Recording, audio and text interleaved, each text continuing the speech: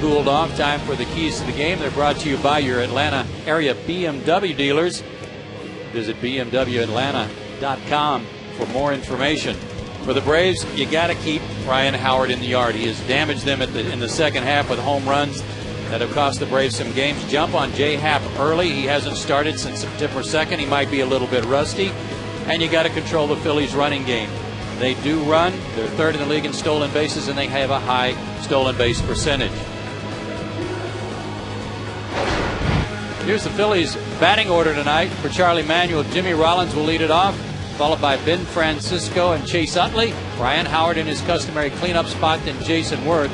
Raul Ibanez is heated up again. He's in left field. Felice, Ruiz, and Happ round out the order. On the mound for Atlanta, Tim Hudson, 34 years old, 6'1", 170, makes his fourth start of the year since coming back from Tommy John surgery. There are his numbers. Lifetime 4-5 against the Phillies, but in his last 8 starts against the Fightin' Phils, he's 0-3. Let's see if he can turn that around tonight. This is a big game for the Braves, as you know. The Phillies are hot, the Braves are hot.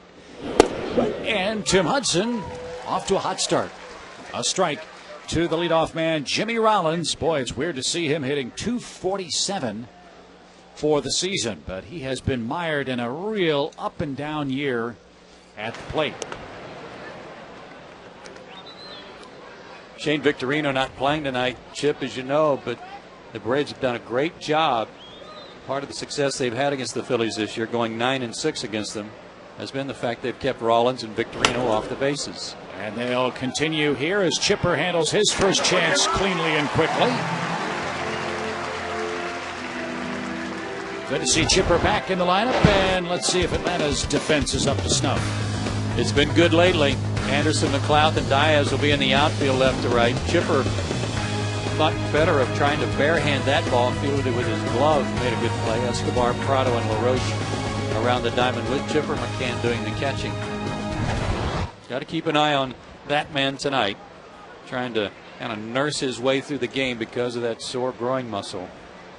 Ben Francisco in for Shane Victorino. Stomach virus, as you mentioned. And to the point about Chipper, he was out taking ground balls with Chino Catahia at the ballpark today about 2:30 this afternoon. Hudson pops up Francisco. McCann can't find it. It's right behind the plate, and Tim Hudson came over to try to help him out. And that ball drops harmlessly, and that should have been caught. Should have been caught. Brian didn't take his mask off. I don't know if that would have helped. I think he just assumed it was in the seats. Looked up, didn't find it, still looking, and it almost hit him. Watch how close this ball comes to him. Hudson's trying to come in, but got there too late. Brian kept looking to the ground. Ball wasn't on the ground.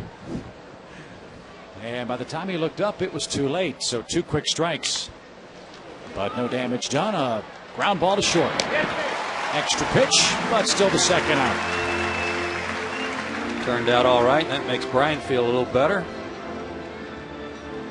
Braves are 9-6 against the Phillies, and they've played well against them here in Atlanta.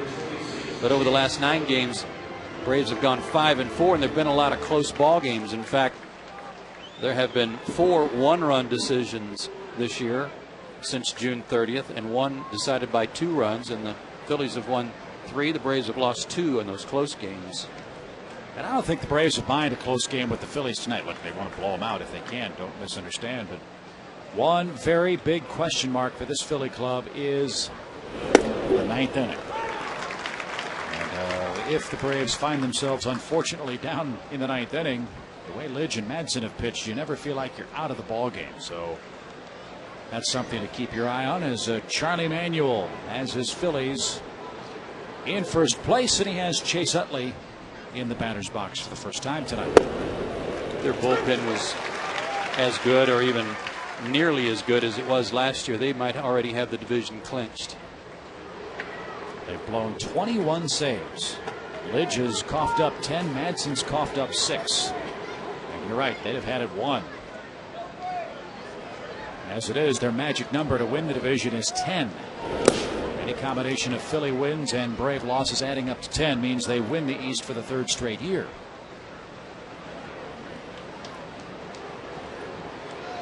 They're playing good baseball, having won 5 in a row, and there's that homestand they just finished. They went 6-1 and got great pitching from their starters. So if they keep pitching the way they're going with their starters, it's just a matter of time.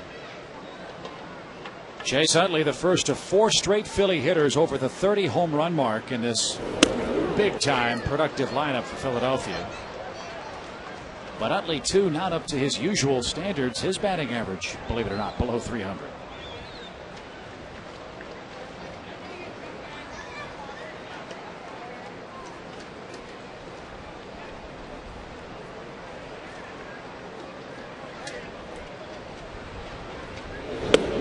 And a very impressive start for Tim Hudson. He has his first strikeout in tonight's game. 3 up, 3 down. Rookie of the Year candidate Jay Happ to the hill for the first place Phillies.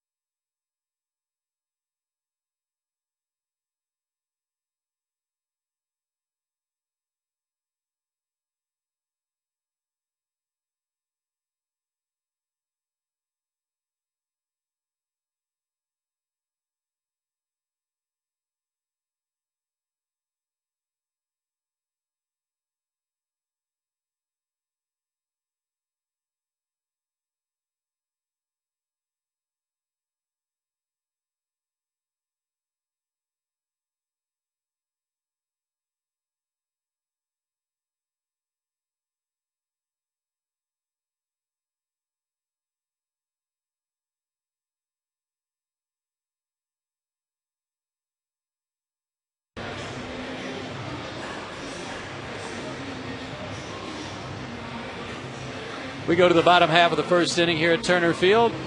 Tim Hudson gets in order in the top of the first inning. Here's the Braves batting order tonight. Nate McLeod, very hot over his last couple of weeks. Martin Prado, and there's Chipper back in the lineup, followed by Brian McCann and Yunel Escobar. Garrett Anderson in the 6th spot, followed by Diaz, LaRoche, and Hudson. Adam LaRoche with 25 homers, hitting 8th. Gotta like that. Jay Happ on the mound. He strained an oblique muscle back on September 5th in Houston during batting practice. Hasn't started since. He's had a good year, 10-4, a 2.77 ERA, and he's pitched great against the Braves. Not only that, Joe, he's been unbelievably good outside of the Phillies' home ballpark. Happ 6-2 on the road with the best ERA in baseball, pitching away from home at 1.88 runs per game. And this game and this series may be decided by how well the Braves' left-hand batters fare against the left-handed starters, Happ and Cliff Lee. 26 years old, tall, lanky guy, 6'6", 200, out of Peru, Illinois. Likes to throw high fastballs and gets away with it.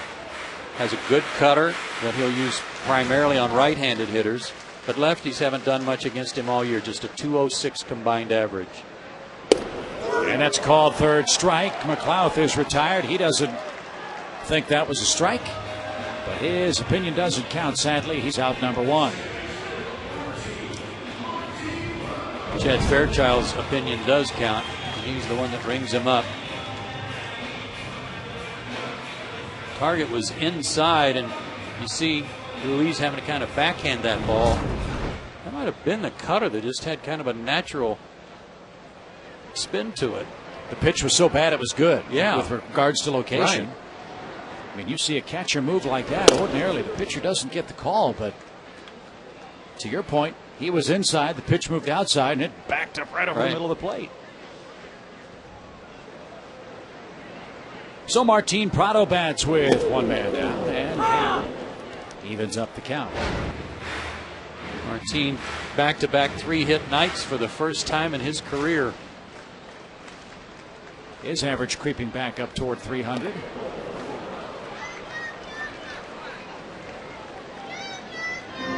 Jay Happ is certainly a viable candidate for Rookie of the Year, along with Tommy Hanson. They have the same number of wins. Happ has pitched 6 or more innings in each of his last 14 starts. And remember, he didn't start the year in rotation for the Phillies. Chan Ho Park was the man that was given that original 5th starter's job for Philly. Park's now hurt, may miss the next 3 weeks for the Philly club. Rollins at short. Has been the best defensive shortstop in the league as far as the error total is concerned. He's only made 5. And now Chipper Jones bats with 2 outs, bases clear.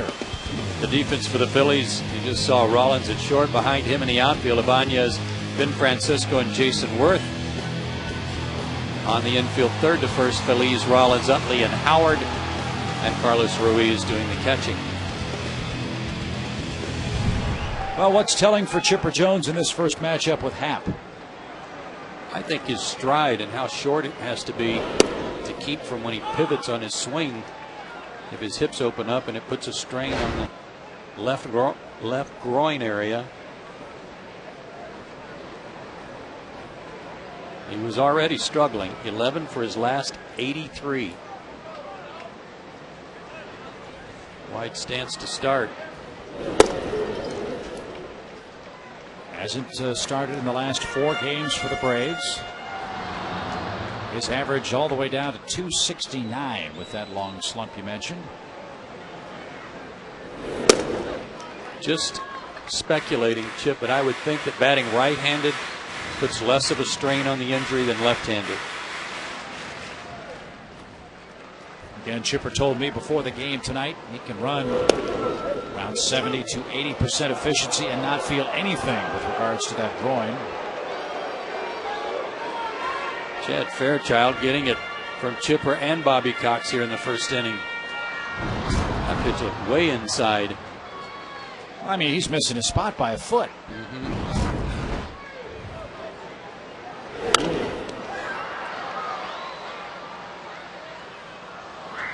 Chipper's numbers since the All-Star break, always good. He always finishes strong and very consistent. Check it out, in the 340s each the last 3 years, not this year. Those numbers will go up, and Chipper glides in at first base with a 2-out hit.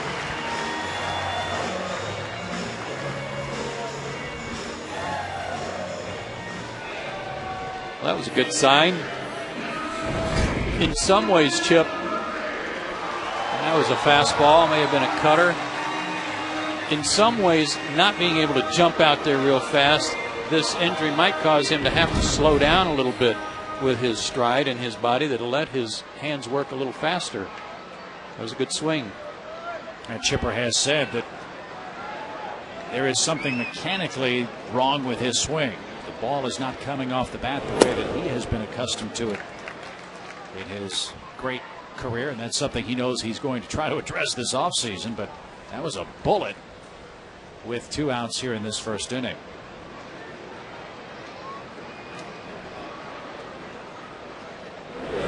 This year against Happ, the Braves only hitting 190 against him, and all 5 runs they've scored off of him have come by way of home runs. They've hit 3 off of him.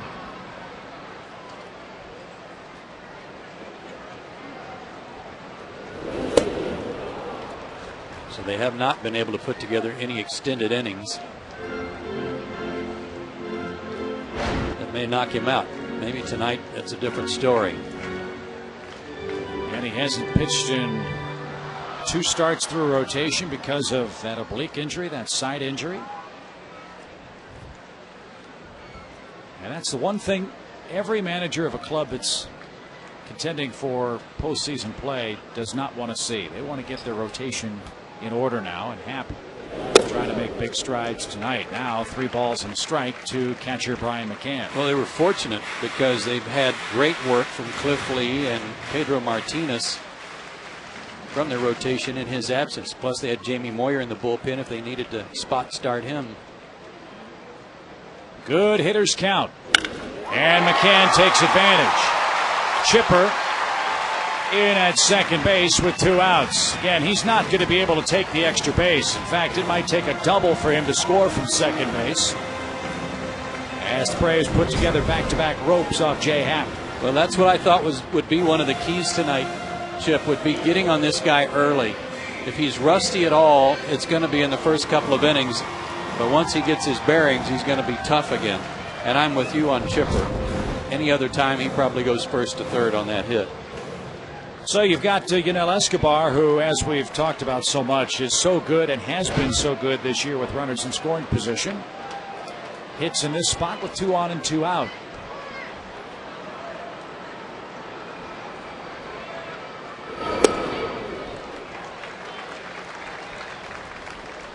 He's just 1 for 7 off of Happ, but you're right, Chip. His numbers with runners in scoring position, 2 out,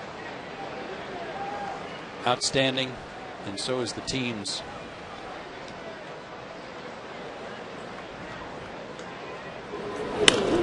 Fisted down the right field line. Howard gives chase and cannot make the play. Escobar this year, a .388 average with runners in scoring position. 45 of his hits have come with men at second or third base. And the difference between the Braves and the next closest team, the Brewers, I mean, that's a huge difference. 30 points getting with 2 out in this situation. Outfield straight away for Escobar. Big gap in right center if he can fill it. And Happ has him behind in the count. That was the changeup. Well, you don't see many guys anymore come straight over the top the way Happ delivers the baseball anymore. 6'6" frame, a lot of downward angle.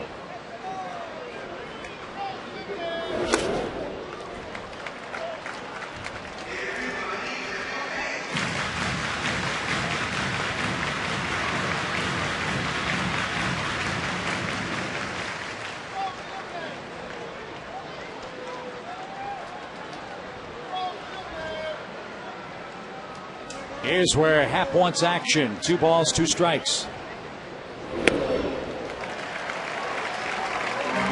Well, here's a spot now where it really helps Chipper Jones. With a 3-2 count, he'll be off and running from second base and might be able to score if Escobar reaches with a single. Absolutely. Just don't get picked off. Don't get too antsy. Watch for that spin around move first and then take off.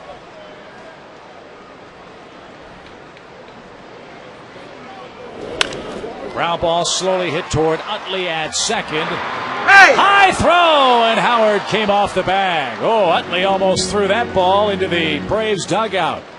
But Howard hung with it, and the Braves strand a pair in a scoreless first inning.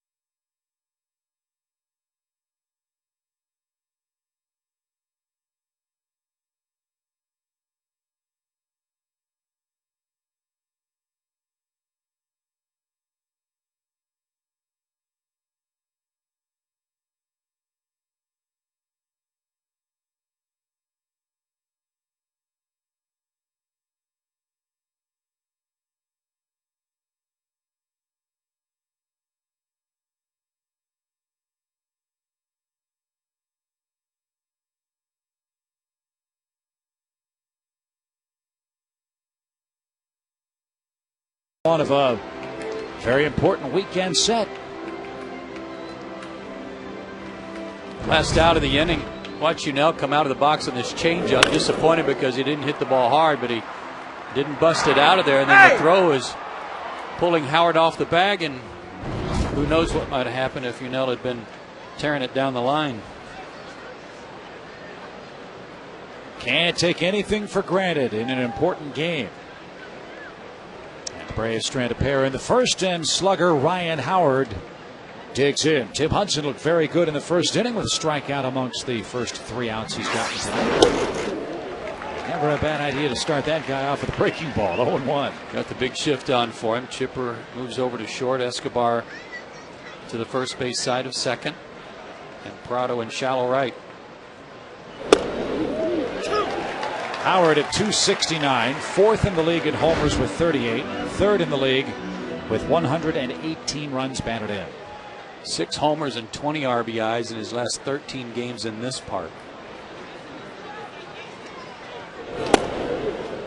Well, how nice is it to look down this Philly lineup and see 30 home runs. Yeah.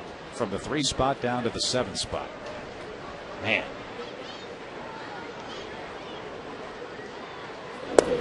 Outside corner. Howard's retired. Very good strike zone if you're a Braves fan for Tim Hudson. What a way. It was that way in the bottom of the first for Phillies fans because Chad Fairchild had a wide zone, and he does here too.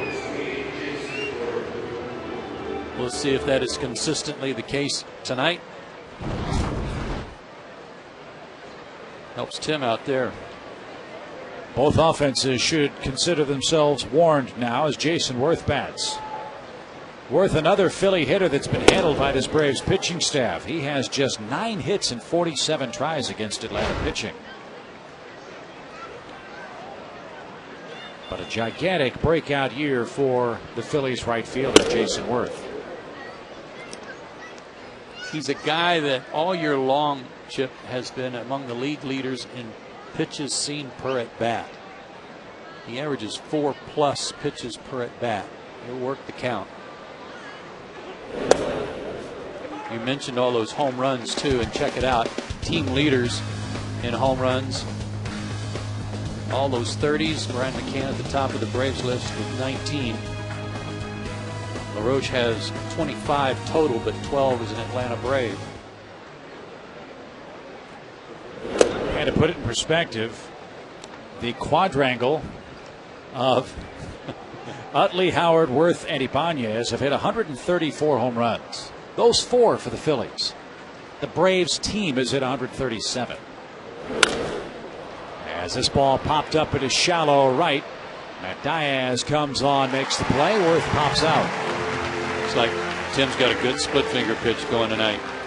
Fans, it's time for the know-how question of the game's built by the Home Depot. And if you have a question, send us an email, and if chosen, we'll answer it later in the game. Send your email to braves@peachtreetv.com. Please tell us your name and where you're from. And remember, more saving, more doing. That's the power of Home Depot. Is this guy the best free agent signing this past offseason, Raul Ibanez? I thought he was the first 2 months of the season. I might have to qualify that now and check out some other numbers. But up until he got hurt, most definitely. And those numbers say why. Ibanez out with a left groin problem. Came back 7-8 days right before the All-Star break, and then the Phillies took off when he was healthy enough to play. Mid-July on into August for Charlie Manuel's club. And those most recent numbers have been enhanced a little bit because he is beginning to get back to form. 4 homers in his last 11 days. 11 games, I should say. He just turned 37 years of age. Phillies signed him through 2011. And Tim Hudson forces him to wave feebly. 3 strikeouts for Tim in his first 2 innings of work tonight.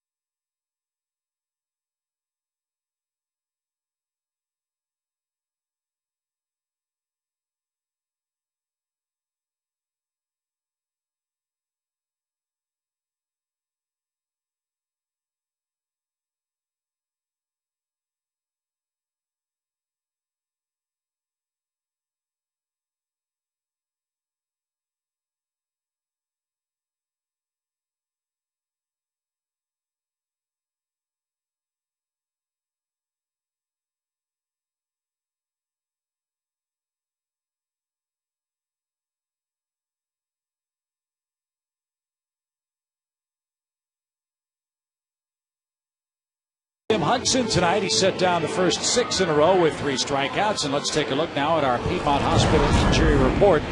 Get the perfect balance of health and care at Piedmont Hospital, the preferred health care provider of the Braves. Visit PiedmontHospital.org. Church and Gonzalez have some back issues. Derek Lowe, a blister problem, and Chipper Jones finally back after his groin problem. Already with a hit in his first at bat tonight. Here's Garrett Anderson, and he looks at a ball low.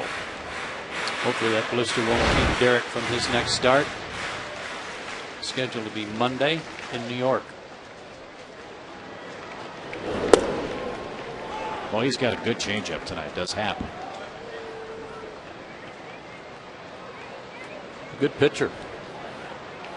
2 shutouts this year, one in June against Toronto, a 5-hitter, one in August against Colorado, a 4-hitter. Struck out 10.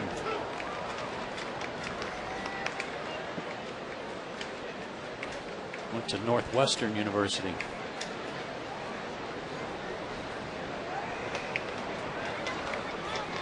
Mark Loretta's from there. Joe Girardi went there, among others in Major League Baseball. Now Anderson, closing in on 2,400 big league hits, will scald one to short that Jimmy Rollins corrals. And there's your first out in the Braves' second inning. Garrett, 13 hits, by the way, away from that 2,400 mark. And here's Matt Diaz. This is the kind of series where the importance of Matt Diaz really looms large. He is a guy that absolutely wears out left-handed pitching and has crushed the Phillies this year.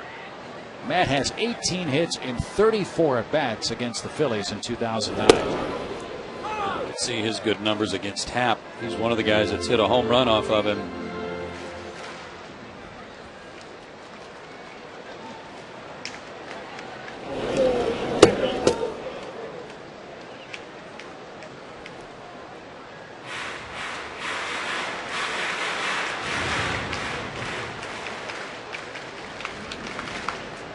Again, all the runs the Braves have mustered off Happ this year have been generated by homers. There's a rope into left center field that nobody's going to get.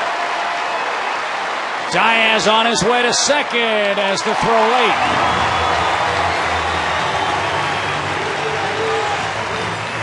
A couple years ago, he tormented the Marlins. Now it's the Phillies' turn to feel the wrath of Matt Diaz at the plate. 19 for 35 against him. Like a fastball, maybe tried to cut it in on him, and he didn't get it in far enough.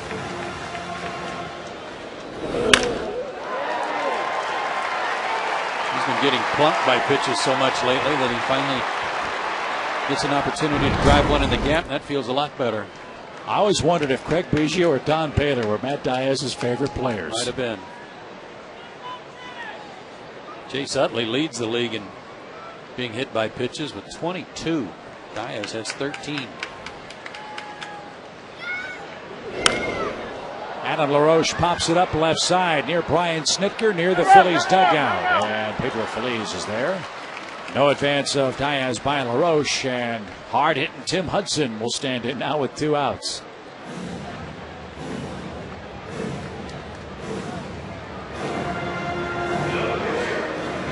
Tim's last start against the Cardinals wasn't all that outstanding. 5 innings, 10 hits, but one of the hits that he collected for himself was a home run, his first big league homer. Really a no-doubter into the Braves bullpen. I wasn't able to see that game. Did they give him the silent treatment in the dugout? No, it was party time. Chipper had the funniest look on his face, like, calm down. How about that? Base hit Hudson. Here comes Diaz around third. Ibanez throw. It's in time, and what a block of the plate. Diaz thought he got in through the 5-hole, but Ibanez throws a strike. Ruiz blocks the Pentagon, and that ends the Braves' second.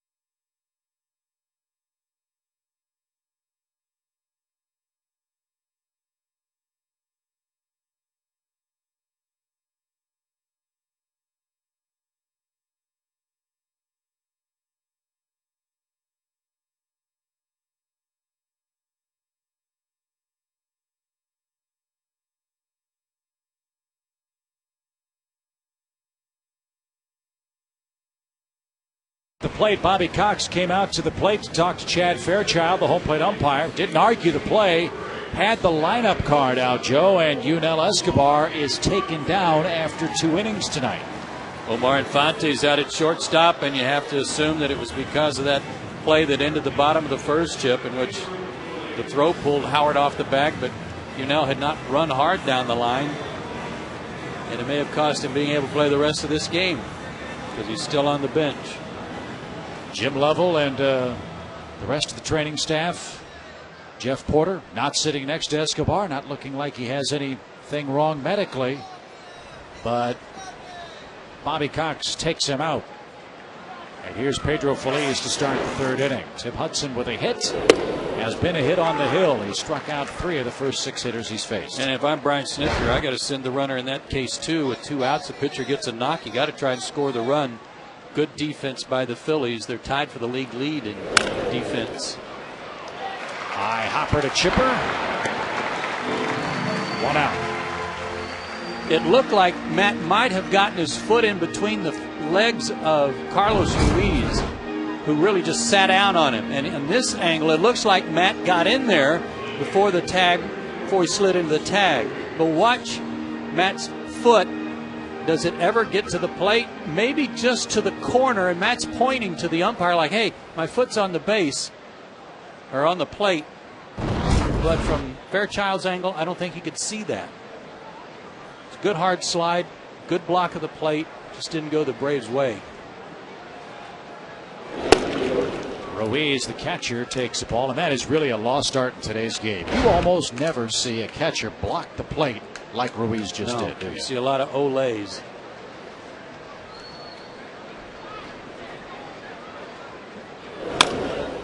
A chopper up the middle. Chance for Infante. His first test. 8 up, 8 down. And the reason you send the runner in that situation for Atlanta, you force the Phillies to do 3 things, and you force your team to do 1. That's score. The 3 things are: left fielder has to field the ball cleanly, has to throw the ball on line to the plate, and catcher has to catch it and get the tag down. Yeah, it was a good throw by Ibanez, too.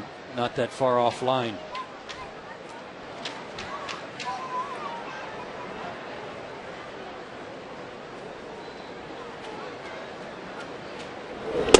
Jay Happ, not much of a hitter, just 3 hits, in fact, this season, and .077 batting average. Bingo.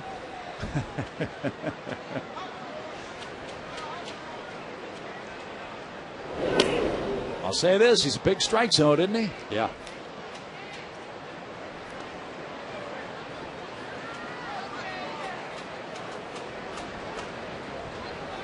Good start for Tim Hudson. Happy birthday.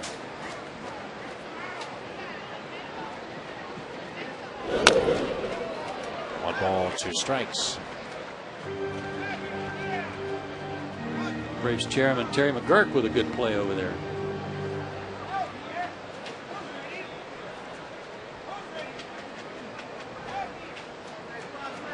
Good hands. Line drive. Diving play by Prado. Happ scorches one to the right side, and Tim Hudson perfect through 3 in a scoreless game in Atlanta.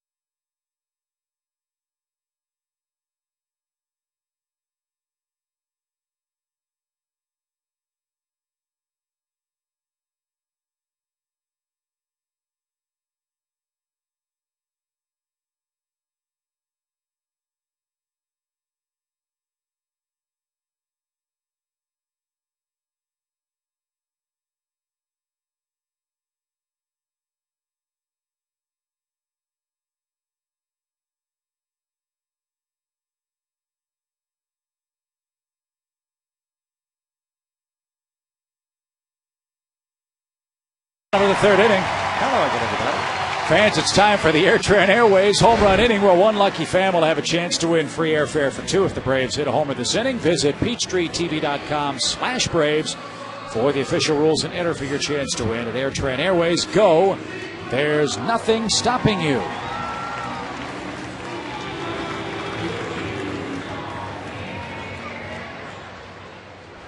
Braves put 4 hits on the board already against Jay Happ. They've done that without getting their leadoff man on either inning. Singles by Chipper, McCann, and Tim Hudson, the Atlanta pitcher. A double by Matt Diaz. But Phillies a good defensive play to keep this game scoreless, as McLeod rolls to Ryan Howard, who has really worked hard on his defense at first base. That's a pretty easy chance for the big Philadelphia first sacker. 1 out. That was a 79 change up there. That Nate going out around that. Is Happ all right? Ball hit to the right side. Pitcher's going to sprint over to cover that first base bag, and you wonder if he might have pulled something again, making that sudden burst over to the first base line. Even his reaction, just a quick reaction to think that he had to get over there.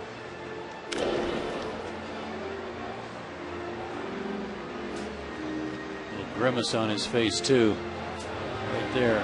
That got the attention of his infielders. It's going to get the attention of his manager too, as again Happ missed a couple of starts, had a bullpen session on Monday, pronounced himself ready to go. And the Phillies are going to be very, very careful with Jay Happ. How about this? The manager's in the back row of that deal. Pitching coach, the trainer, and the infielders are standing in front of the manager. Has Charlie gone on the super duper Nutrisystem plan? He's a shadow of his former self. He's lost like 40 pounds. Said he feels a lot better and certainly looks good. They'll let Happ take a couple of warm-up tosses here, with Rich Doobie, the pitching coach, paying very close attention to the mechanics. He's so important to them long-term this season. They don't want to risk losing him for the rest of the year, looking ahead to the postseason. And if he's even thinking that he doesn't feel 100%, I can't imagine they'd leave him out there. Well, the one encouraging thing two encouraging things for the Phillies. Obviously, they have a great offense that's going to support even mediocre pitching. But as you mentioned, their pitching has been outstanding in a starting role. Cliff Lee has been everything they had hoped. Cole Hamels has been spectacular his last couple of turns. Pedro Martinez, who will pitch here tomorrow, has yet to lose with the Phillies. And Happ, a 10-game winner for them as well. Well, they took long enough to decide.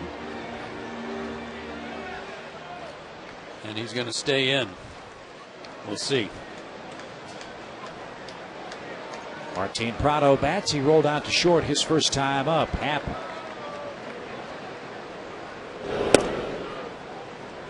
A little hop off that mound as he missed low. 1 ball, no strikes. Well, these guys, as you just mentioned, Chip, none of them were in the rotation at the beginning of the year.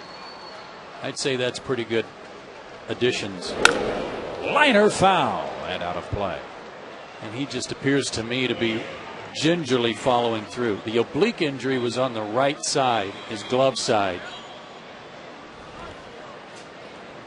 And he did it swinging a bat in batting practice. There have been some freaky injuries to some talented young left-handed pitchers in baseball. That's one of them. How about Clayton Kershaw of the Dodgers? Dislocated his shoulder, his right shoulder, shagging fly balls in the outfield before a game for the Dodgers. It's not the pitching shoulder, but the momentum shoulder for him. As that ball hit a mile high deep left. Ibanez back. Gone, baby, gone. Atlanta leads.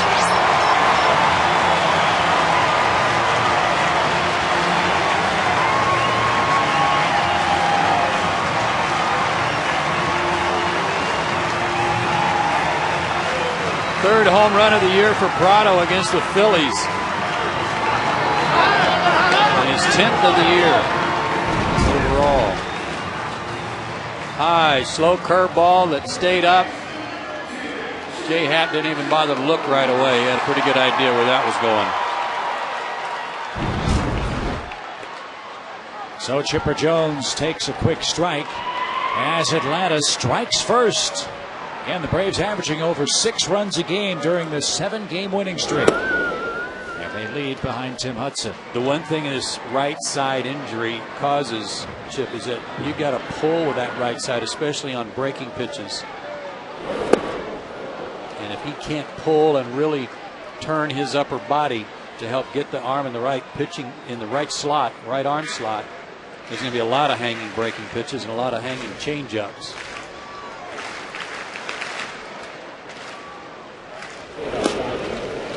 And even worse, as a starting pitcher, you don't get to stay in the flow of the game. When your team hits, you got to sit down, and that muscle's going to cool off, and it stiffens up and tightens up. And the Phillies are very, very concerned about tonight's proceedings. Chipper just foul past third, 2-2. Phillies have Kyle Kendrick loosening up just in case.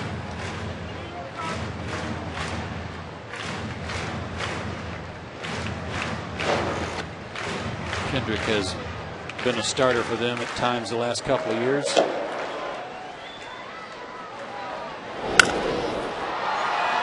Popped up shallow center and playable for Ben Francisco. He came over with Cliff Lee from Cleveland. And Chipper's 1 for 2 for Brian McCann.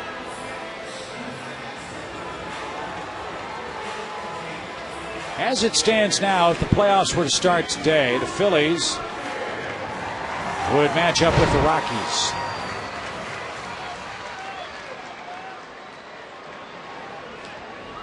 I believe that would be right. Yeah.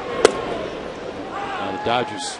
Well, let's see. The Dodgers have the best record, so they would have to play the Cardinals because they can play this team in their division for the wild card in the first round.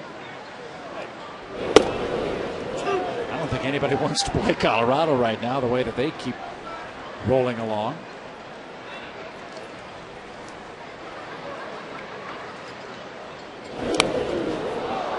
Didn't mean to. That ball bounced out toward the mound and a lollipop throw to first. That ball hit the dirt. Yeah, I think it was the one hopper that hit his bat.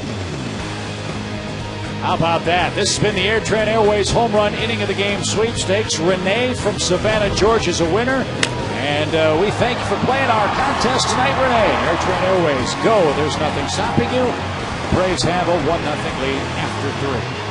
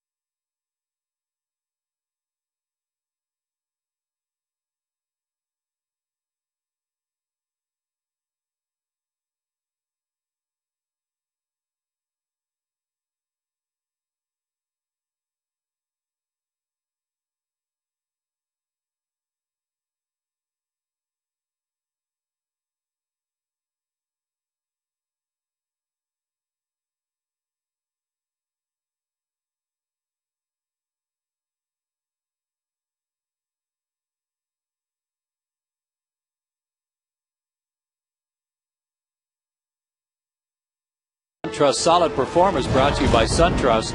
Live solid, bank solid. Tonight's topic is starters ERA. The National League leaders entering tonight. The Giants at the top and the Braves right behind the Giants at 3.56.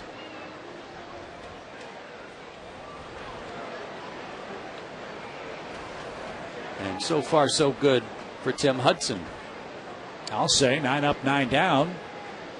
And it's looking like Jay Happ's not going to continue in this game. Kyle Kendrick continues to loosen up. And Rollins hits the first pitch right to Adam LaRoche. 1 man down here in the 4th inning. I'm not sure if I've ever seen this before, Chip, after all these years. A one hopper to the plate, check swing, but on the hop it hits Brian's bat. I don't ever remember seeing that before. Talk about some tough luck. That's definitely a yell running down the line, yelling overs. Somebody's going to find him for that kangaroo court, wouldn't you say? Yeah. I teased him today about, I said, if Frank had gone up over the fence and caught that home run last night, you'd have never heard the end of it. He goes, oh, it had a fight in the parking lot. That spoils the perfect game bid by Hudson. Francisco, a clean single to left. The first base hit of the night. So a great start for Hudson. He's retired 10 in a row. Now has a man aboard in front of Chase Utley, which is always a dangerous proposition.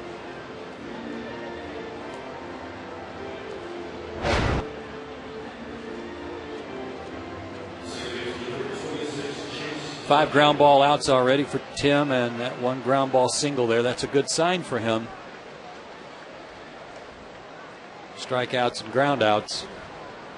And you get this guy to strike out, you're doing something. Chase Utley is state of the art. Francisco a good lead over at first. Again, Shane Victorino out of the lineup tonight. A stomach ailment was problematic for him in their last game against the Nationals. So Francisco the start tonight in front of Chase Utley, who hits third. They virtually all run, and Francisco can run too. His numbers combined with Cleveland: 14 swipes, 3 caught stealing. They've stolen 104 bags, have been caught just 20 times. It's one thing to run with reckless abandon, it's another to be caught, and they're not caught much. Tied for third with the Dodgers, not that far behind the Mets. It's amazing that the Mets are still on top despite not having Jose Reyes in the lineup most of the year.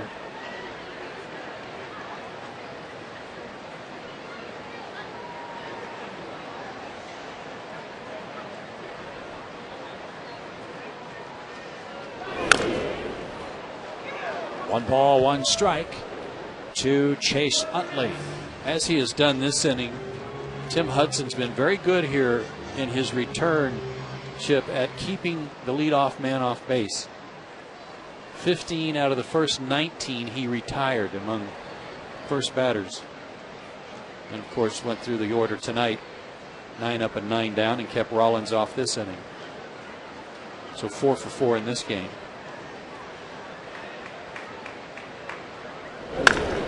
Line to right field, but playable for Diaz.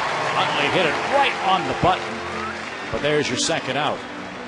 This is what you got to love about Chase Utley's swing, is the bat speed and the quickness and how he handles inside pitches. Targets inside, he's hanging over the plate. That's where he wants the ball, but just a simple drop of the barrel of the bat, short, quick follow through, and then the ball just leaps off his bat. Impressive. Oh.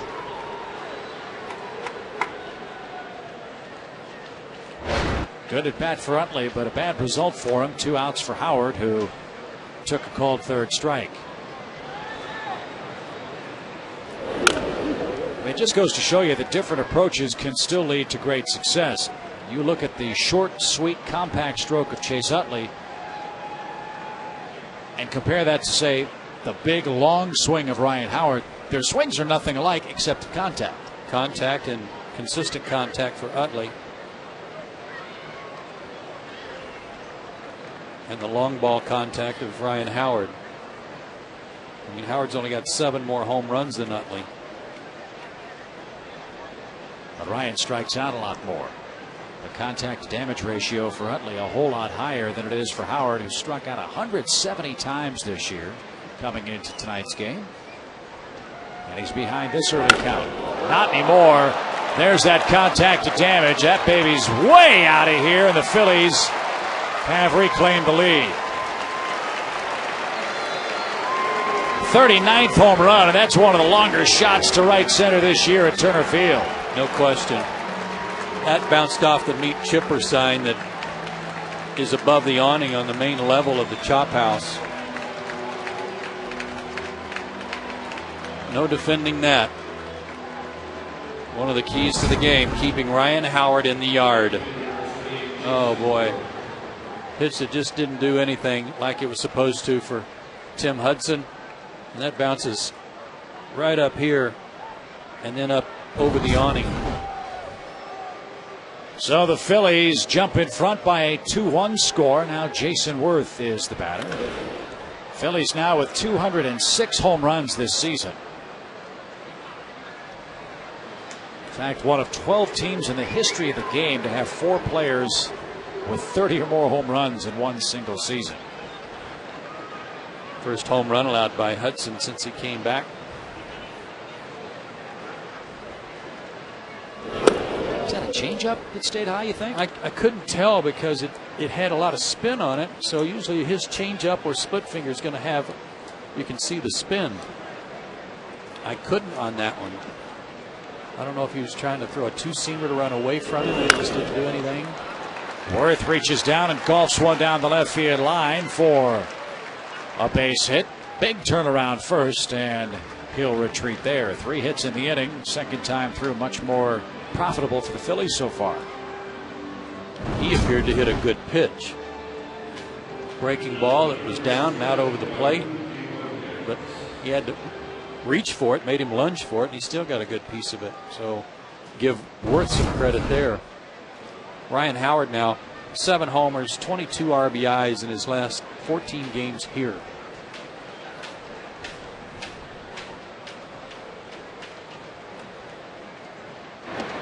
And the Phillies with that home run, as I said, 206 on the year. The Texas Rangers have 213. The Yankees have 223 in the American League. They're not that far behind those two long ball blasting ball clubs in the American League. And a little ground ball hit out towards second should retire the side. Ryan Howard sure loves hitting the ball at Turner Field, and he hit one a mile. Turns the game right around for his Fightins. They lead it 2-1, bottom of the 4th inning.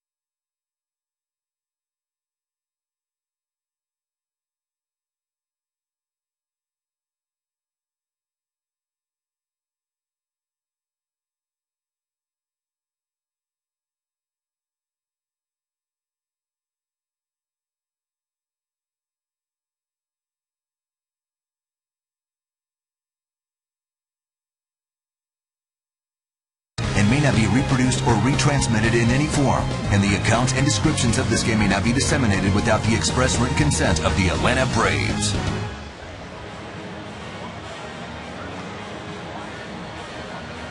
Can you believe it? The caveman just won the dance for his dinner competition between innings. And Jay Happ was so disgusted he's not going to pitch the rest of this game in protest. I can understand why. Actually left because of injury. Kyle Kendrick is on for the Phillies. 6th game for him. And Happ looks to have re-aggravated that oblique problem after breaking toward first base on a ground ball off the bat of Nate McLouth in the 3rd inning. So we'll see what the heart of the order can do for Atlanta. Infante, Anderson, and Diaz coming up, with the Braves trailing by a single run. Just joining us, Yunel Escobar started this game at shortstop for the Braves. Grounded out to Chase Utley in the 1st inning. Did not run very hard down the line. A ball that was nearly thrown away by Utley ended the frame. As a broken bat ground ball picked beautifully at 3rd by Feliz for the 1st out. And Bobby Cox took him out of the game after the 1st inning. Yeah, if this is the reason why, you'll see why. Watching go down the line, not full tilt, and then the throw was off the line. You could hear Bobby yell when he saw that the throw was going to be wide. Hey! And I think that got Bobby's attention right away. As they say so often, they pay you to run hard 4 times a game. Garrett Anderson takes a strike. He rolled out to short his 1st time up.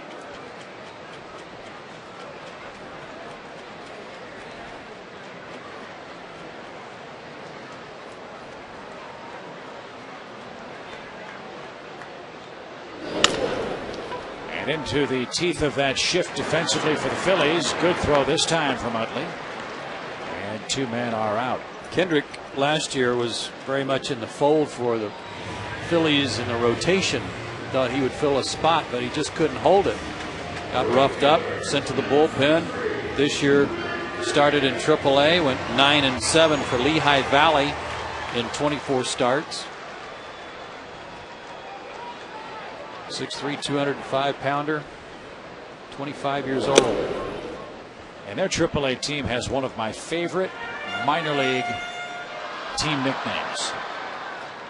The Iron Pigs of Lehigh Valley. Nice. Well, what else is nice is that when they switch from a lefty to a righty with the Braves lineup, I mean, there's already a bunch of left-handers in the lineup, even though Jay Happ was pitching, so good balance. Diaz doubled in the game's 2nd inning, then was thrown out at the plate. And keeps on rifling the baseball against this Philadelphia pitching staff. Matty 2 for 2 now. 20 for 36 at the plate against the Phillies. Ryan Howard asking him, are they telling you what's coming? Yeah, probably. He might ask Ryan Howard the same question. Yeah, both of those hits by Diaz combined didn't go as far as Howard's 1 shot, did it? No. Well, let's see if Adam likes the right-handed pitcher a little better than Jay Happ. He popped him up his 1st time.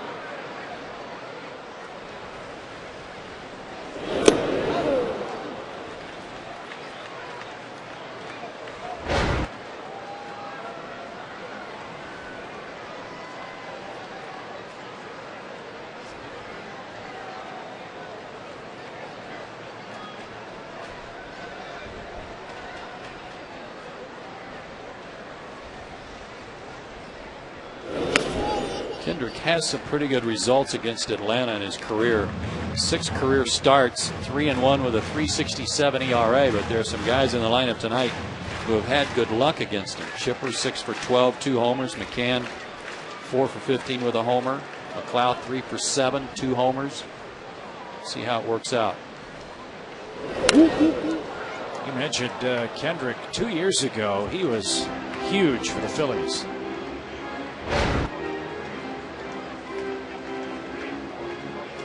He went 10-4 in 20 starts that year and was a guy that really helped them get over the hump when they caught the Mets, who fell apart the final 2.5 weeks of that season. Last year 11-9, but with an ERA almost a 1.5 higher from one season to the next.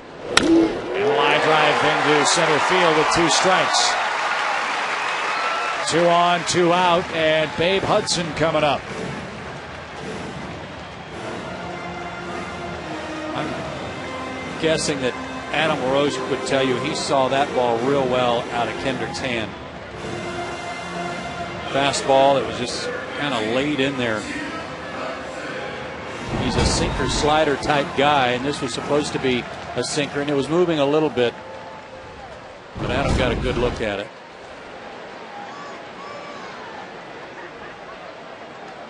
Well, will we have a repeat of the second inning here? Hudson up.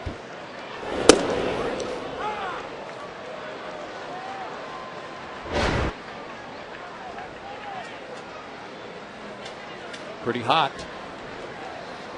2 for 6.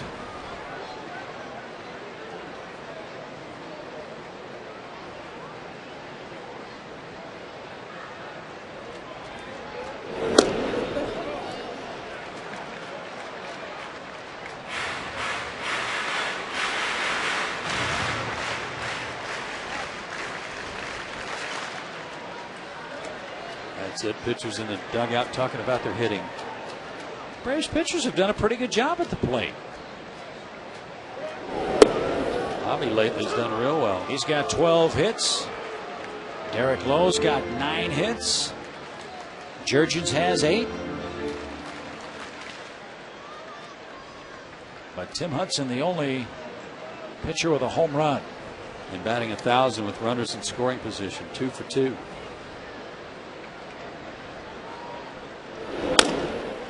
Little chopper hit towards short. Rollins in, up, and across. And in time. You had to jinx him, didn't you? Braves strand 2 more. Thought it would get through.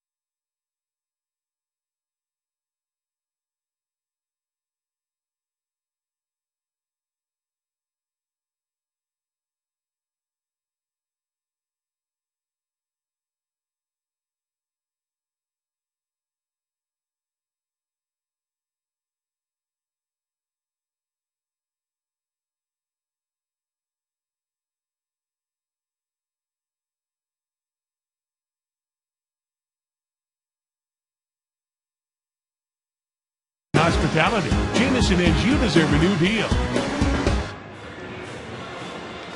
Home runs have provided all the runs so far tonight. A solo shot by Martin Prado in the 3rd inning and a 2-run shot by Ryan Howard in the 4th.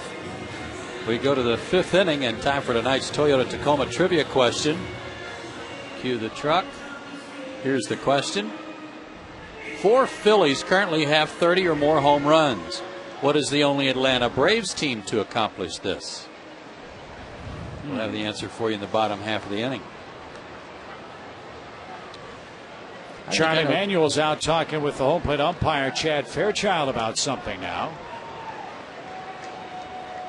And Jim Reynolds from third base will come over and chat ever so briefly. What was that about, I wonder? I don't know. Sam Perlaza was late coming out of the dugout. He's buttoning up his shirt. Maybe nature called. can't tell you. If that's the case, I really don't want to know. Here's Feliz. Good stall tactic by Charlie, though.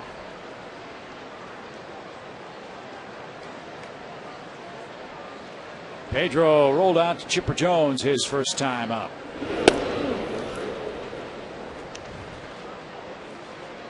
Braves team with 4 guys that had 30 or more homers. Would that have been that year that Davey Johnson? I was just thinking Darrell Evans and Hank Aaron. Earl Williams. Ground ball to short. That was across the street at the old launching pad at Atlanta Fulton County Stadium. Yeah, I don't remember the year. 69. That was the first year of divisional play, right? It was the year the Braves met the Mets in playoffs.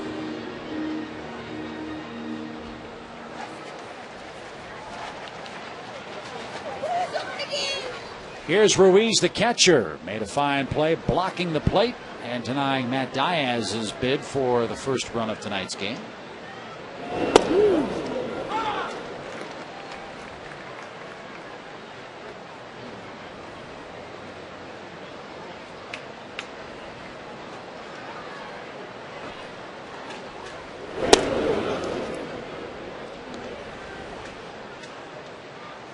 Kendrick's on deck. Be careful, Cal. Swinging the bat can be hazardous to a Phillies pitcher's health. App taken out for precautionary reasons is the official explanation.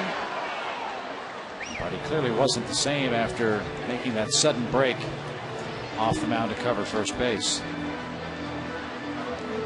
Tonight is Hispanic Heritage Night at Turner Field, and with Ruiz up there, nice that they put his country's flag behind him. He's from Panama. Mariano Rivera's from Panama too, right? That's a nice touch.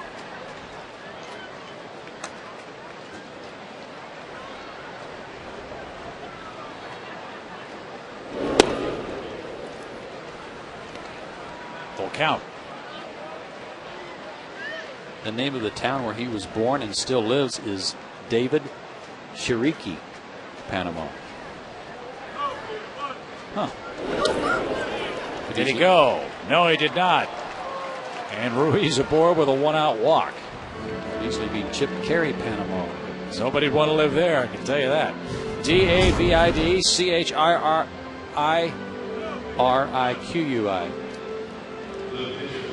Chiriqui. Did he go? I guess not.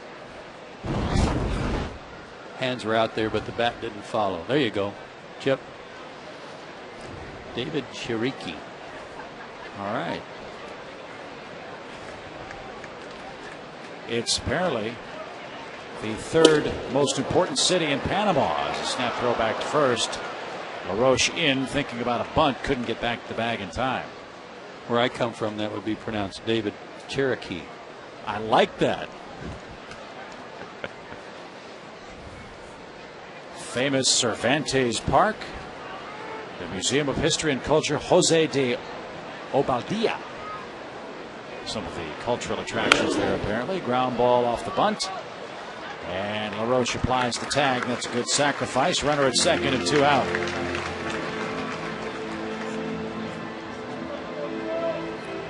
I've always wanted to see Panama. I've never been there before. I would love to go through the locks and see the canal and such.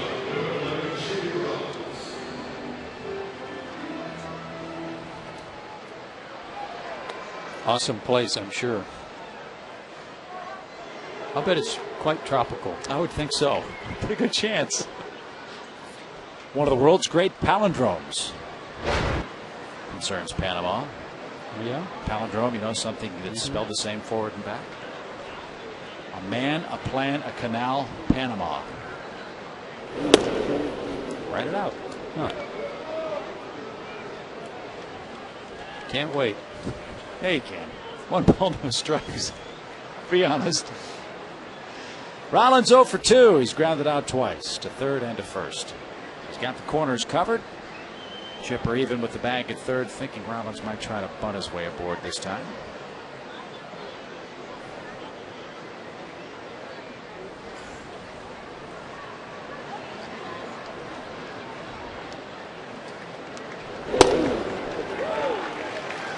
Jimmy Rollins 8 for 65 on the year against Atlanta.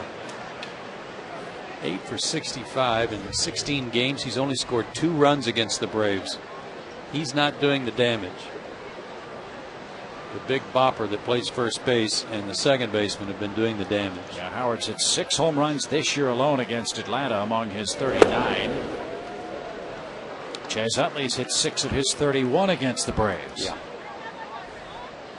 That's why keeping Victorino and Rollins off base in front of those 2 guys are so critically important. They're going to get theirs. But you can live with solo shots. It's the multi-homer shots. And then the Braves are 9-6 against him, so that part of it's working, keeping those top 2 guys off. So you say, okay, those guys aren't getting on base, so they're going to hit some solo homers. Well, not necessarily. Utley, 6 homers, 9 RBIs. Howard now 6 homers and 13 RBIs against Atlanta. Those 2 guys are keeping the Phillies close to Atlanta in the season head-to-head matchups. 2009 has already been dramatically more successful in this head-to-head matchup. And that's why the Braves are as close as they are in the division race. Ground ball on 2 big hops to second should take care of Rollins. Atlanta continues to handle him. Ruiz left in scoring position. And it's time for the Braves bats to get something going. Down only a run, 2-1 to the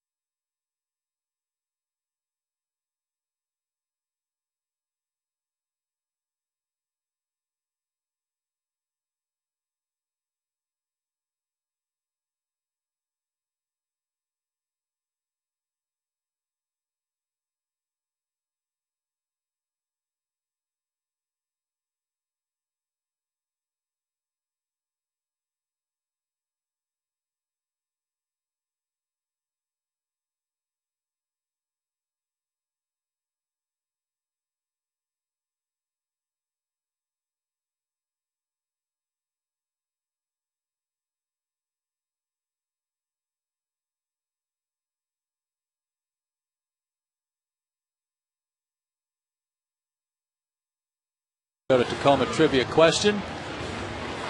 Chip and I think we're all over this one. 69 we said, right? Yeah, I'm not sure we got the year right, but I think we got the players right. The only Atlanta Braves team to accomplish a 4-man 30 home run season was. We had no clue. We weren't even close. The 98 Braves.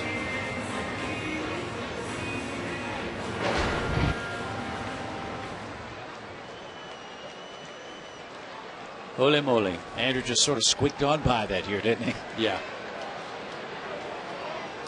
There's Nate McLeod. Let's see if the top of the order can get something going. Well, what about that 69 team, Joe? I think they had 3. Must have been 3. And maybe it was 40. Maybe those had 3 guys with 40. Could have been. Fly ball center field, but not a lot of carry to it. Francisco is there. They might have had him on numbers with the 69 team. He had 3 guys with 40. That's 120 plus, right? That was a good try. Just off the top of my head. Yeah. Sorry. 1 out, 5th inning. I was feeling pretty cocky about that one. I thought we were all over it.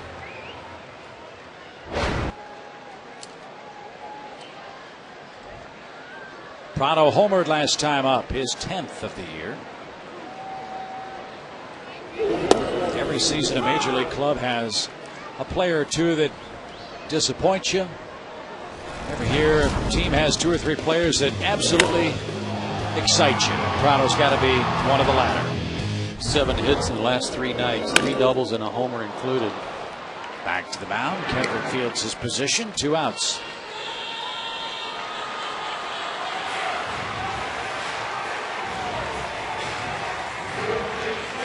Here's Chipper.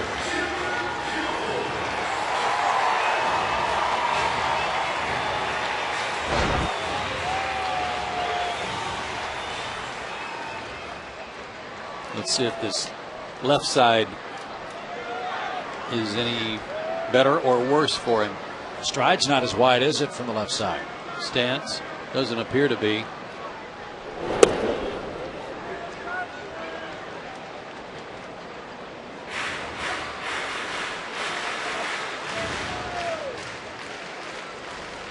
Doesn't appear to be.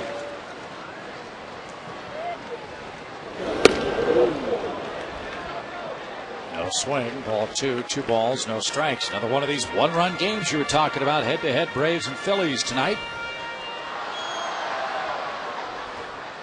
Well, the last time they hooked up on a Sunday night, there was a real close game. In fact, Matt Diaz had hit a homer off Jay Happ. Off the end of the bat to center field on a 2-0 count. Howard hit a home run early, and then he hit a 3-run homer late, and that was the difference.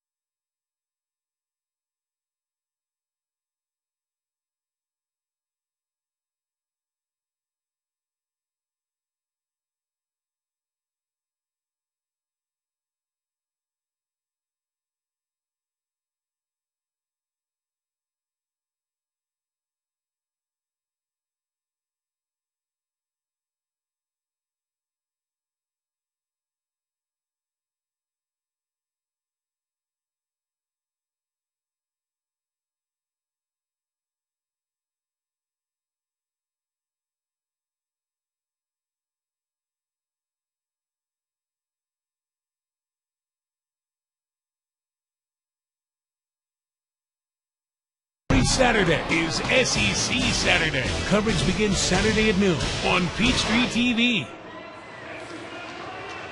Well, the Braves have out-hit the Phillies 7-3, but where it counts, Ryan Howard's power the difference so far tonight. And already 5 innings are in the books, with the Phillies enjoying a 2-1 lead here on Peachtree TV. Another fine outing for Tim Hudson so far. He's helped his cause with a hit as well tonight. And now has the 2, 3, 4 hitters coming up again for this Philadelphia club. I know you saw them in the playoffs last year. Are the Phillies similarly equipped to make another championship run as they're composed right now, you think? I think they are, with the exception of their bullpen. I actually think their starting pitching is a little better than last year. I think with the addition of Cliff Lee especially, they're better. But the bullpen is a huge concern for this ball club. Phillies have blown an astounding 9 games this year when they've led after 8 innings. 9 of them. Their left-handed relief situation's a little bit of a question mark too, because J.C. Romero is still not ready to pitch. They've got to have him back.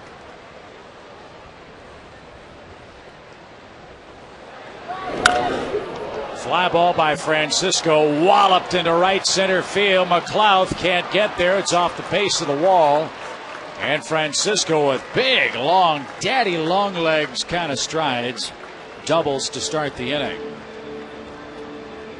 He was kind of a throw-in the Cliff Lee deal, but he's certainly more than that to this ball club. He can play any of the outfield positions and got a letter-high fastball.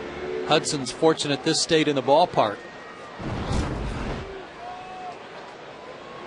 Combined with Cleveland, he has 14 homers and he's driven in 43.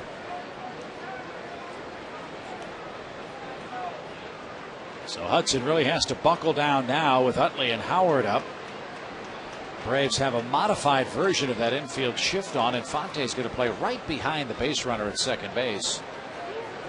And now he's going to try to steal third. The throw there is in time. They got it. And Chipper might have strained the groin applying the tag. What in the world was Ben Francisco thinking? Got a guy at the plate who's driven in 90 and a guy behind him that's driven in 120.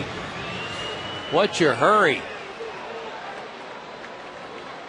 Good quick release by Brian McCann. And Francisco basically just slides right into the tag. First time he's been caught trying to steal a base with the Phillies. Jim Reynolds had the call, so now the bases are empty. Like that with Utley up. And he skies that into center field. Ball carrying well out there, but not deep enough.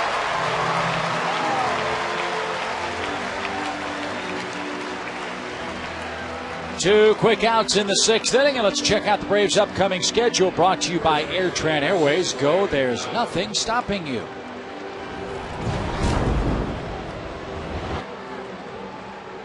And tomorrow you've got our finale for the season on Peachtree TV against the Phillies. Yeah, Ron Gant and I'll have that for the folks. And then back on Fox Sports South on Sunday. Boog and I'll have that one, as well as when we go on the road trip. Sports South the first 2 days in New York. Fox Sports South on Wednesday. That was originally scheduled as an ESPN game, but make that change on your calendar for Wednesday. Fox Sports South. Boog and I'll have all those.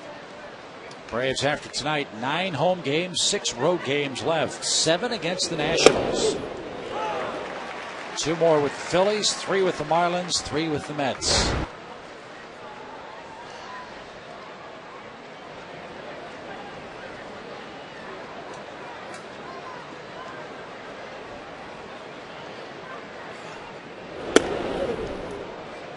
Ball 1, strike 1 to St. Louis native Ryan Howard. Last 4 seasons for Ryan Howard. How about this for some consistency and production?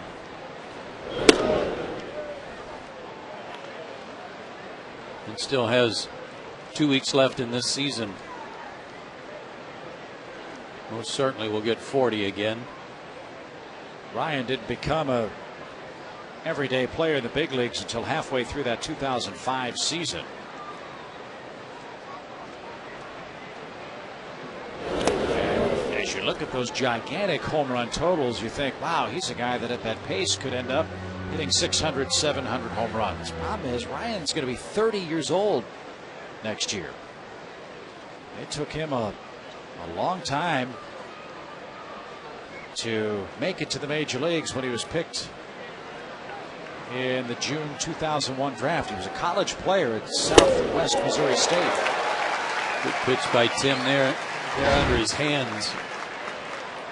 Fastest to 200 home runs in terms of games played.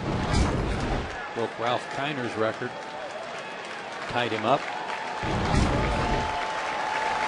So now a full count. Where do you go to get Howard now with the bases clear? That same place. The one thing about him is, and my feeling about how to get him out differs from some people, but I just don't want him to get the barrel to the ball, quite simply. So the hardest place for that to happen, for him to get the barrel of the ball, is in. Now down and in, you take a chance. He can drop the barrel on you, but up and in, no. High towering fly ball. Got the barrel on that one. Diaz cannot get there. A 2-homer night for Ryan Howard. Again.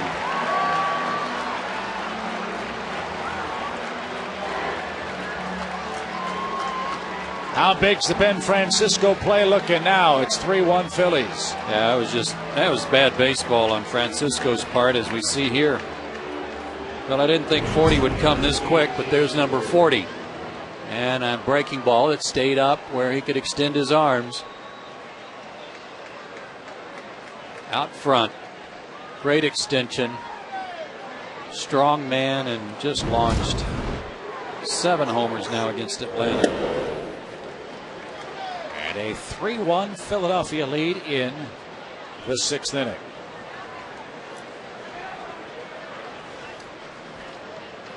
Howard hit 11 home runs in August.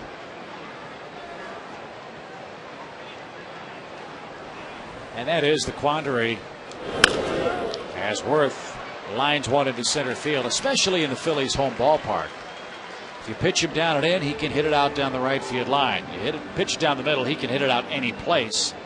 You pitch him out and away in Citizens Bank Ballpark, he can flick his wrists and drive the ball out. And he's not a guy that just lives and dies with the cheap home runs. He hits them out left field, center field, and right field. Yeah, but if you throw him off speed, soft stuff all the time, Chip, he's strong enough to make adjustments to that, like he did on that breaking ball, and hit it a mile. I just think you got to just really rock him with fastballs until he proves to you that he can handle it, especially in. So 23rd multi-homer game. That ties him with Hall of Famer Chuck Klein for second place on the all-time Phillies multi-homer list. And I'm going to guess it's Mike Schmidt that's at the top of that list. I would guess. It's not in the notes, but I'll look in the book and see if we can figure that out for you.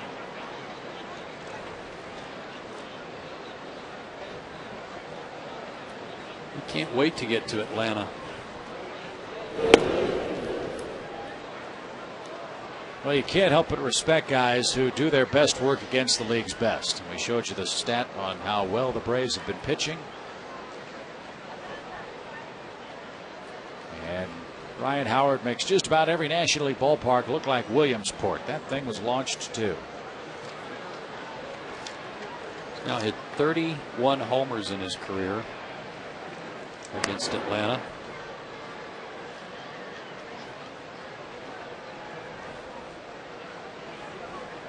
And at least 13 of them have come at Turner Field.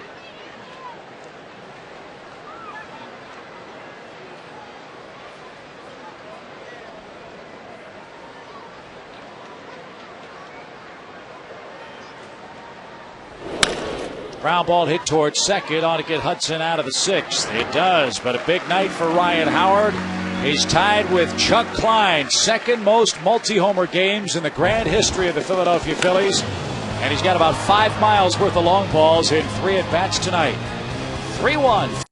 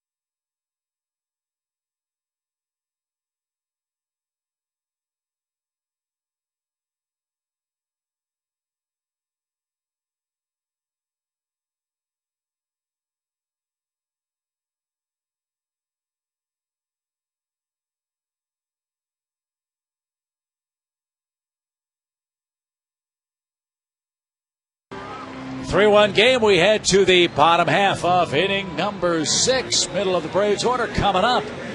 And Dave Ramsey $1 ticket night is Monday, September 28th when the Braves take on the Marlins. All upper reserve tickets are only $1. Courtesy of Dave Ramsey, 640 WGST and your Atlanta Braves. For tickets, visit Braves.com/Dave Ramsey. Great deal there. You bet.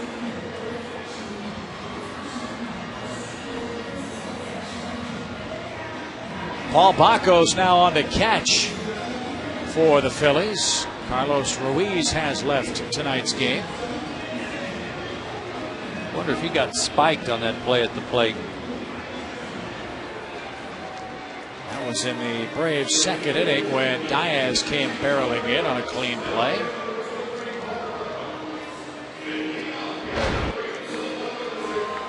So Bacco will hit in the 8th spot. And he's due up second in the 7th. Here's Brian McCann. Brian has singled and has played a little bit of cricket tonight. Yes, he has. Check swing on a ball that was a one-hopper to him.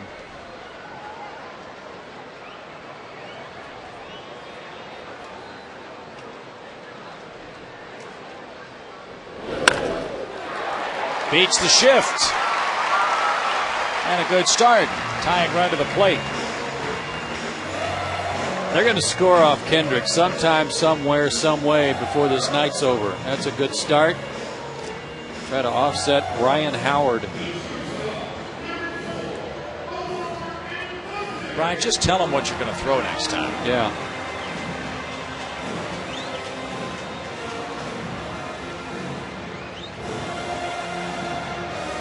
Rockies play in about a half an hour tonight. Jason Marquis takes the ball for the Rockies. They're in Arizona to play the Diamondbacks. Giants face the Dodgers out in Los Angeles. That game starts at 10:10. Another hour.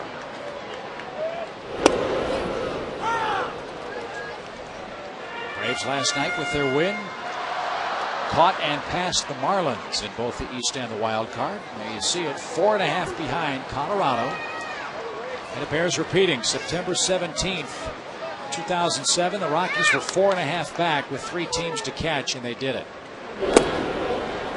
They forced game 163 with the Padres, won that game, and made it all the way to the World Series. It's possible. It's not probable, but it is possible. And if you're going to play good baseball, now's as good a time as any. And Atlanta's done that, looking for their first 8-game winning streak since early July 2003.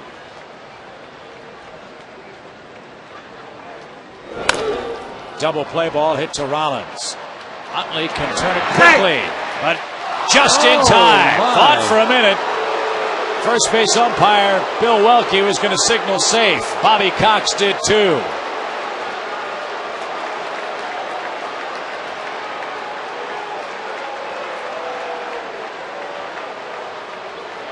It did look like he was about to signal safe. And he was safe. You rarely see Glenn Hubbard react the way he did. And he's by the bag. Oh, yeah, there was a little safe out. Bag. Ball not even at the glove yet. That one was not even bang, bang. Bad break. And Hub still asking about that in the first base coaching box. So there's the first double play of the game turned by the Phillies. Put an asterisk by that one. Phillies shift for Garrett Anderson. I don't see many teams employ the shift against him this year. No. Might give him some idea of how they want to pitch him.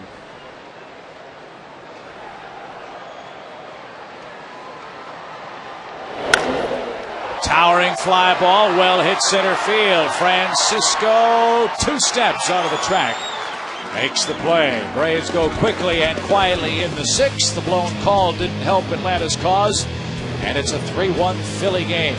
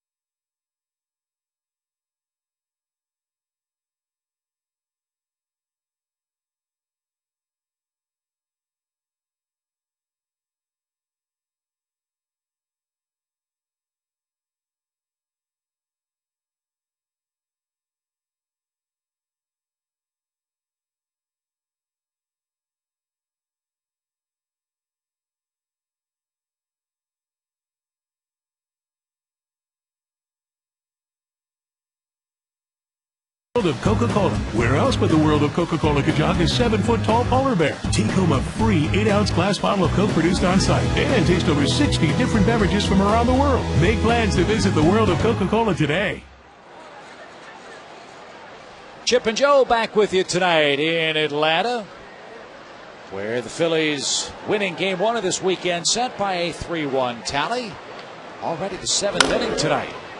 And Pedro Feliz bounces the first pitch to short. A lot of first pitch swings, a lot of first pitch at-bat resolutions tonight. Moves the game merrily along, and there's your first out. Home run's not typically a problem for Tim Hudson, even prior to his injury, because of all the ground balls he gets. But tonight, a couple of mistakes to Howard, and it's 3-1. This game not in the win column by any stretch for the Phillies, though. No. Again, with their bullpen issues. Got to grind it out. Here's Baco. And Paul takes a strike. At one point, they had 3 catchers on their roster. Chris Coast was the 3rd. Now he's in Houston playing with the Astros. And Baco, a career backup who's made a terrific career out of his ability to call the game, play good defense.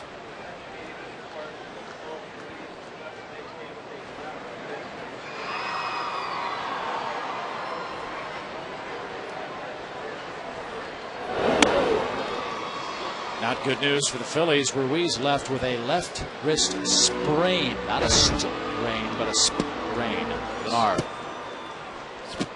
Sprain.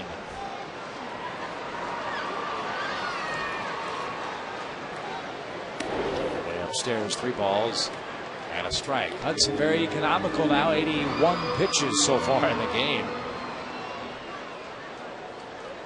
Tim has struck out 3 so far. He set down the first 10 hitters in the game. Ground ball to first. LaRoche handles the hop. Tim does his job. Got a perfect feed. 2 outs. Love the way Adam throws the ball to the pitchers in those situations, because he's so confident with his throwing arm. Pretty good pitcher coming out of junior college. Has an excellent arm, and he's like any other infielder. Well, that's what the pitchers will tell you. Don't lollipop it over there. No. Throw a strike. No trouble whatsoever for him on throws. Here's Kendrick. He sacrificed his only time at the plate against Tim Hudson. Pitcher spot for Atlanta, due 3rd in the 7th inning. So we'll see what the Braves have up their sleeves tonight. Bench a little shorter tonight after Escobar was taken out of the ball game and Fonte in for him at short.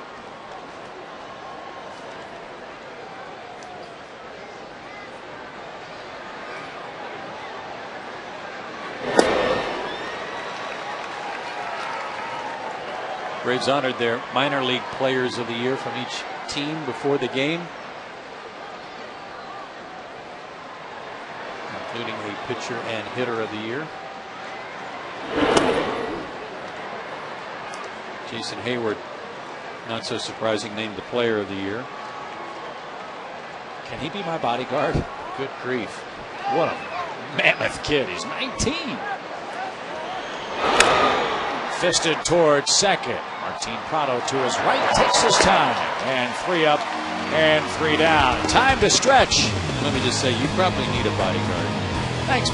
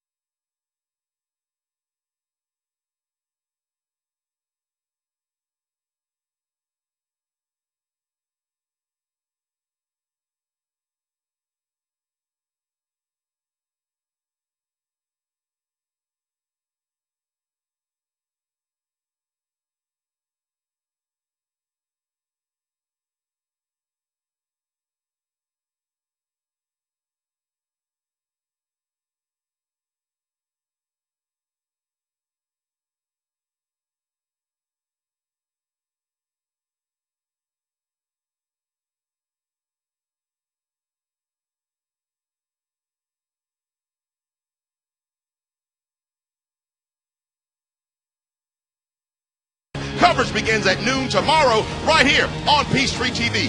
Also, as your Braves take on the Phillies tomorrow night, we have a special guest. Hometown tennis sensation Melanie Oudin will be right in the broadcast booth. Make sure you join us. Yeah, it's going to be a barn burner, baby. Yeah! All right, JJ, nice job. It's a 3-1 game, bottom of our 7th inning. This will be a nice frame to get something going against Kyle Kendrick and a special guest at the ballpark tonight here in Atlanta. Did a great job on Take Me Out to the Ball Game. Dan Aykroyd here at the yard tonight. He was belting it out, too.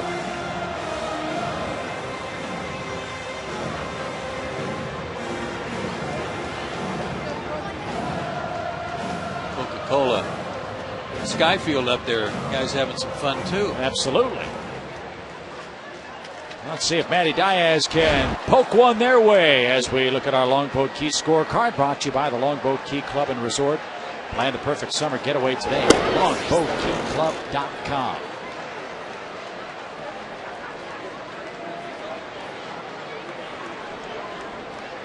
Double barrel bullpen action for the Phillies now as Diaz ahead in the count.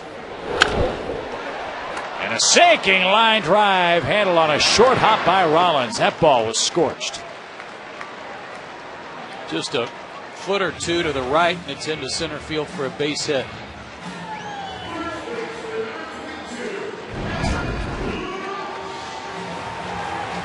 Had a little hooking action in it, too, that brought it back to Jimmy Rollins, who handled the short hop beautifully. Well, the oldest adage in our game is that good pitching will get out good hitting. And the Braves are catching the Phillies in a stretch where they've allowed 2 runs from their starting pitchers in the last 4 games. At one point, they had a 29-inning scoreless stretch. And for all the clarion calls to improve their pitching staff with Roy Halladay as LaRoche tomahawks one to right, Pedro's been spotless. Cliff Lee has pitched great baseball. Jamie Moyer has pitched very well out of the bullpen.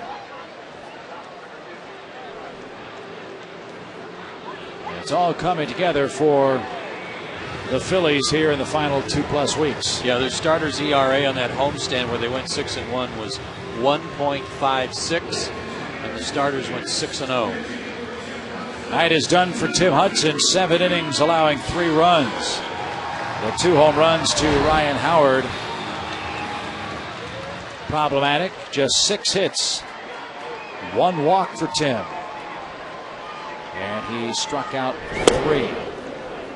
So Kelly Johnson bats for him in tonight's 7th inning.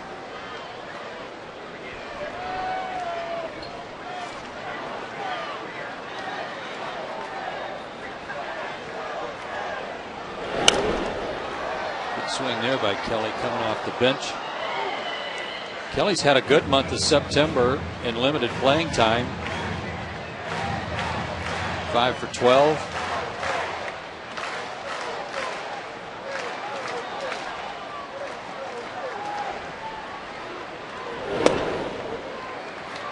And that's one of the questions I think the Braves are going to have to answer at the end of this season. What role is Kelly Johnson going to have if he's going to be an Atlanta Brave next year? Got to figure Prado's got the first shot to lay claim to that second base job that he's earned right now. Kelly can play some outfield for you too, but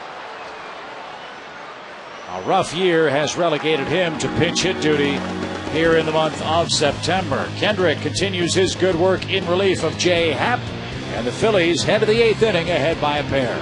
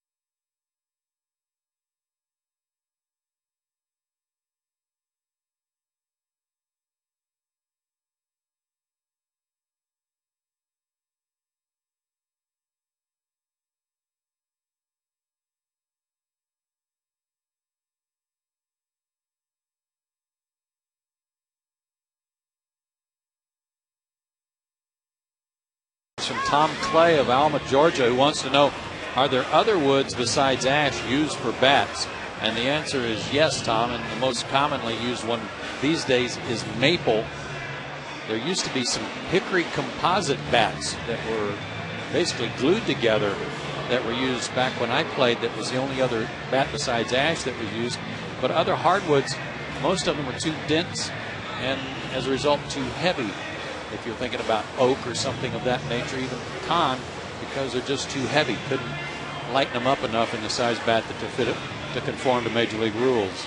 You remember last year Major League Baseball tried to get their hands on every single bat that shattered in a game to try to study why these bats were breaking.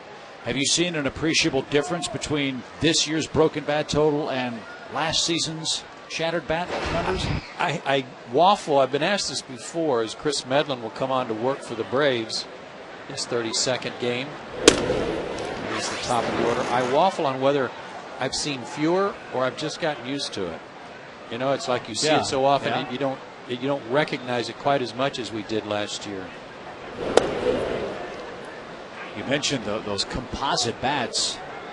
There is a company, I don't know the name of the company off the top of my head, that has developed a composite bat that is almost shatter-proof. It sounds like a wood bat, plays like a wood bat, but it's composed of triangular slices of wood that's glued together and sealed in a rosin and all that stuff. And the company would like to get baseball to allow it to use in Major League play as Rollins walks to lead off the 8th inning. Can't afford that in a tight game. No. Down 2 in the 8th. Chris comes in relief of Hudson, and you can't come in and walk their leadoff guy on 4 pitches when he's 8 for the season against you. You got to make Jimmy swing the bat, especially when after it went to ball 2, Rollins stood there with a bat on his shoulder. He wasn't going to swing. And he's got 29 stolen bags on the year. Roger McDowell out. Now the Phillies' fun really starts. This is exactly the way they want to play. Get Rollins on in front of Victorino or Francisco, and then let the big boys mash you into submission late in the ball game. Chris went 2 weeks without pitching, from September 3rd to September 16th, and worked 2 innings against the Mets 2 days ago. Gave up a couple of hits, but no runs. And starts tonight with a 4-pitch walk, trying to prevent the Phillies from adding to their lead. Reds are beating the Marlins in the 8th inning tonight, 1-0. Just 3 hits for Florida in that game in Cincinnati. Reds can fire some pitching at you now. I don't know if that's Arroyo tonight, but remember how well they pitched here against Atlanta in the sweep. And that's Homer Bailey and Rick Vandenherk who started. Bailey's 5-5 on the year, and a close play chases Rollins back. Medlin has a good move, a real quick move to first. Nationals are beating the Mets. Ryan Zimmerman's hit his 30th home run for Washington. They're up 5-2. That game at Citi Field through 7. Another close play. Cardinals trailing the Cubs and Ted Lilly 2-0. John Smoltz pitching that game for St. Louis. Cardinals do not have a hit yet. Smoltz was skipped to start because of some tendonitis. That's bunted off Brian McCann, and catchers hate that particular play. No balls and a strike. Yeah, as soon as they see that bat come across in front of them, they're already beginning to move forward, and that one cracked Brian right on the kneecap.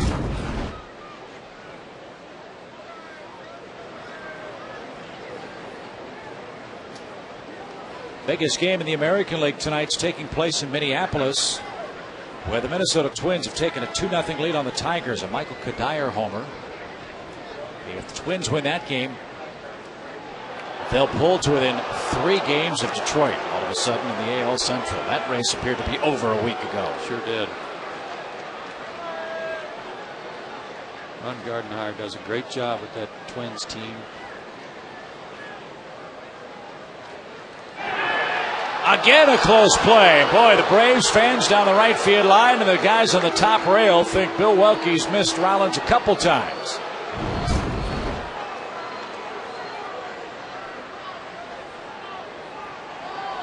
This one will tell the story right here. Out.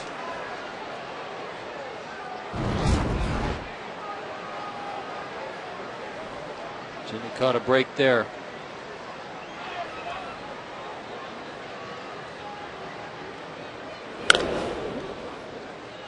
I like the fact that Rollins is wearing the sliding gloves. I know you probably had your own sliding glove endorsement in your day, but as close as those plays are at first base, why wouldn't you wear white colored gloves to try to match the bag and take a little bit of the doubt away from the umpire? Those things stick out as garishly as possible, don't they? Yeah, that's a good point.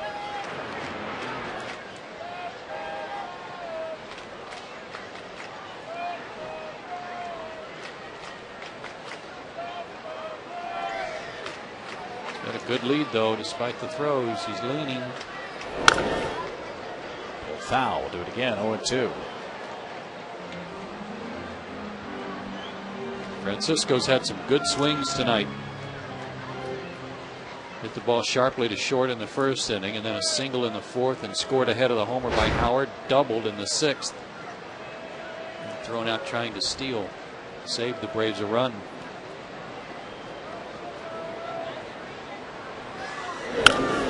Towering fly ball, shallow left, that should be caught.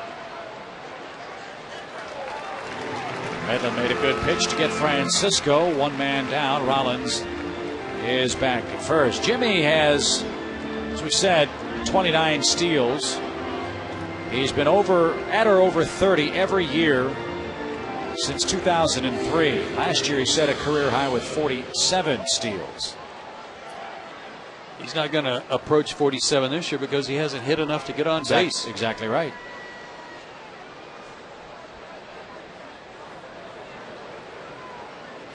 And Charlie Manuel benched him 2 or 3 times this year to give him some time off, clear his head. And there's really been a pattern to his fade. Last year in June, Rollins hit 217, then came back in July, hit 291. Very similar numbers for him this year. And not coincidentally, when he got hot and Ibanez came back, the Phillies started streaking again.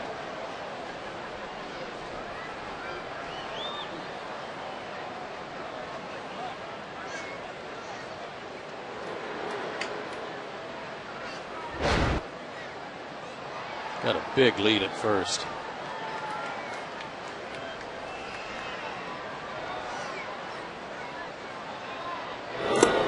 And that's what's so great about having speed, I think, on your club. Not just the steals, not just the base to base, not taking first to third. But you know, you were a fast runner in your day. The effect that the threat of speed has on the pitcher's mindset. Yeah, short hop that one. Nice play by Brian, maybe trying to hurry up on that curveball. Rollins bluffed a little, and Medlin may have seen that out of the corner of his eye.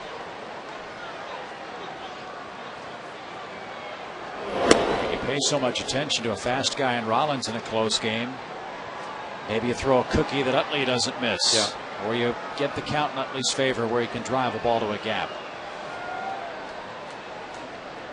You know, sometimes the threat of the steal, the threat of speed is worse than what actually happens. Puts the defense really on edge. Left side popped up. That's going to be out of reach.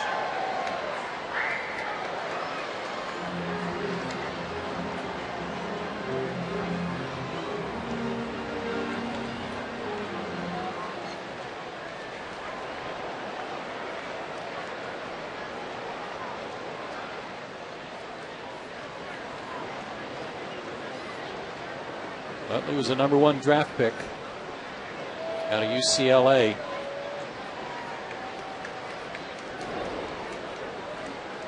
I read somewhere when they drafted him, they thought about making him a third baseman. As a kid, I think things have worked out just fine for him at second base for these Phillies. Got to leave him just where he is.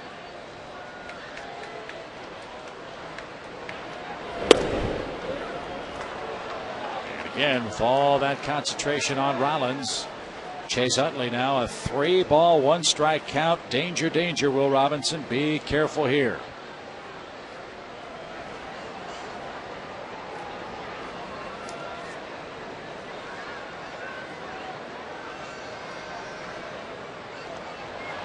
Again, a close play at first.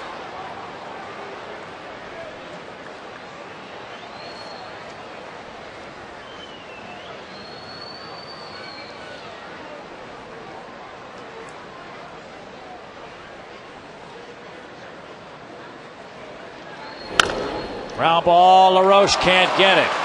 And Rollins around second, cuts the bag beautifully, and the Phillies have them at the corners with one out.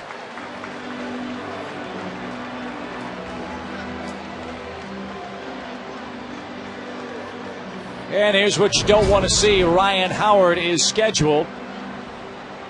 And he'll hit with a man aboard, 2 outs, but he's not going to hit, it would appear, against Chris Medlin.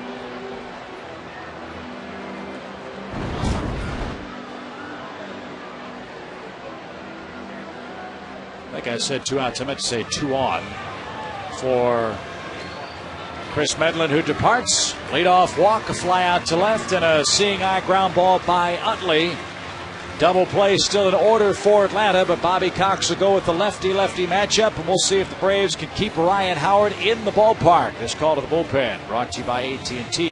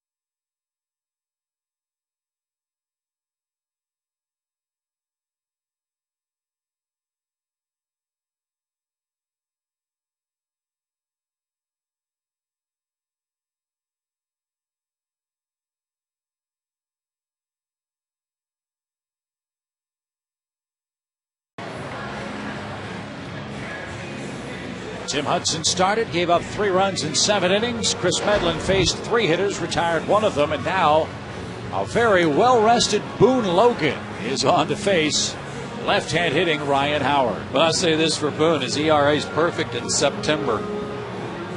His last appearance was against San Diego, August 26th. August 26th, he worked an inning, 4 hits, 3 runs, 2 earned, struck out a couple.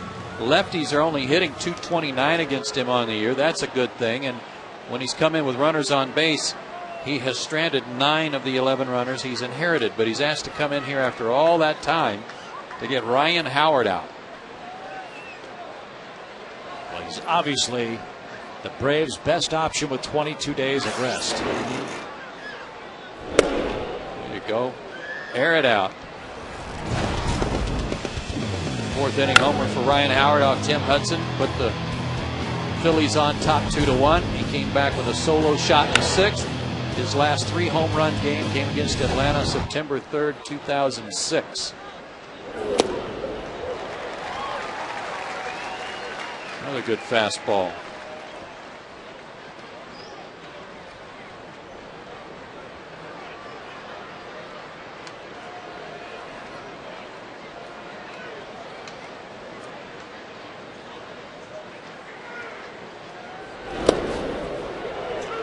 So from 93 to 82 on successive pitches, and Howard behind in the count. Nice slider here. Again, you made the point. Do not let him get his arms extended. Got a man picked off, but no throw.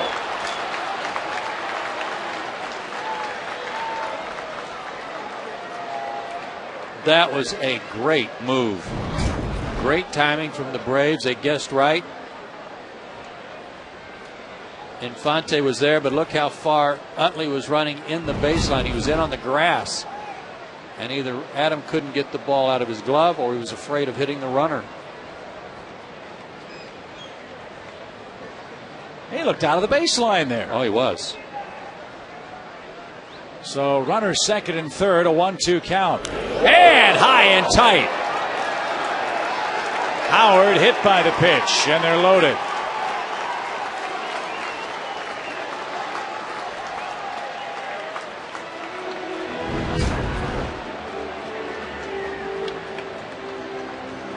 That got him on the forearm and got him pretty solidly. Up and in. I said earlier I thought you just had to keep going up and in until he showed you he could hit the ball up there. That was a little too far, but sixth time this year he's been hit. You know he felt that. Well, how often have we said it on a broadcast? In close games, leadoff walks usually lead to very big problems in innings, and that's exactly what the Braves have done here in this eighth inning.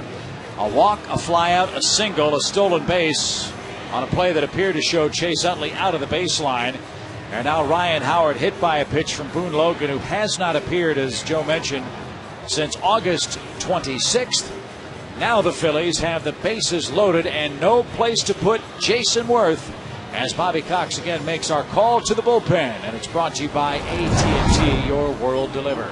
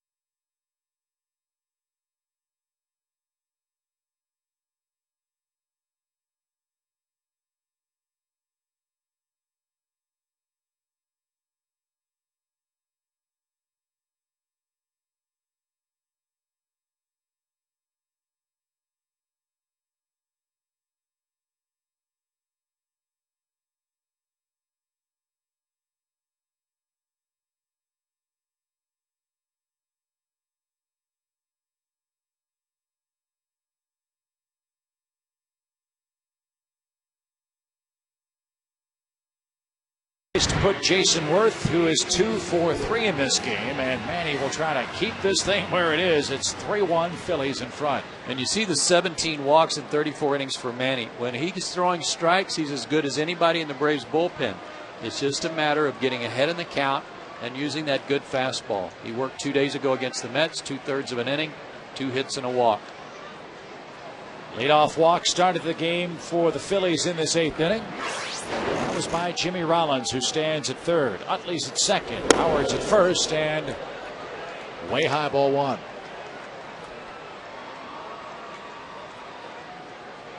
Jason Worth is kind of the unsung guy on this team of 30 or more homer hitting guys. He's not the one you think of first, but he's done a tremendous amount of damage for the Phillies this year. 88 RBIs.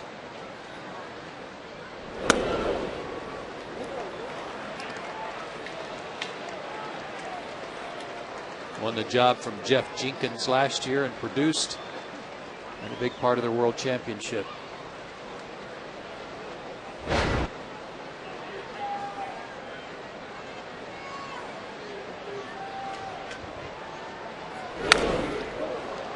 Big cut. 2 balls and a strike. And late on the 94 fastball.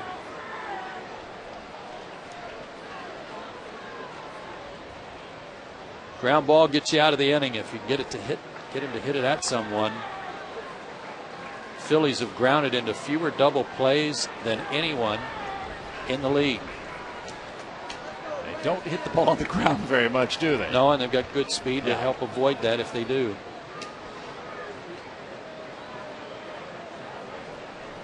Strategy session.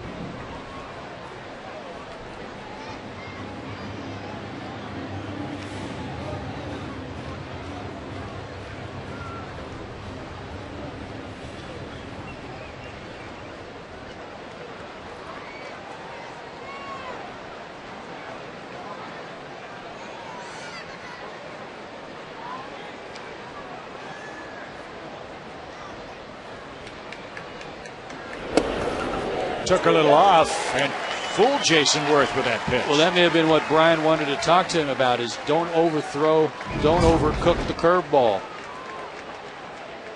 Let it just drop in there, and that was a beauty. Locked Worth up.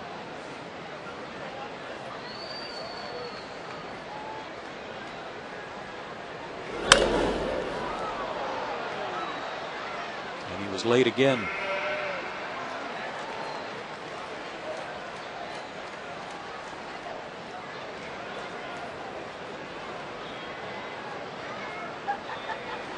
Nail-biting time in the 8th inning. Bases full of Phillies. They lead it 3-1. Braves still have a shot.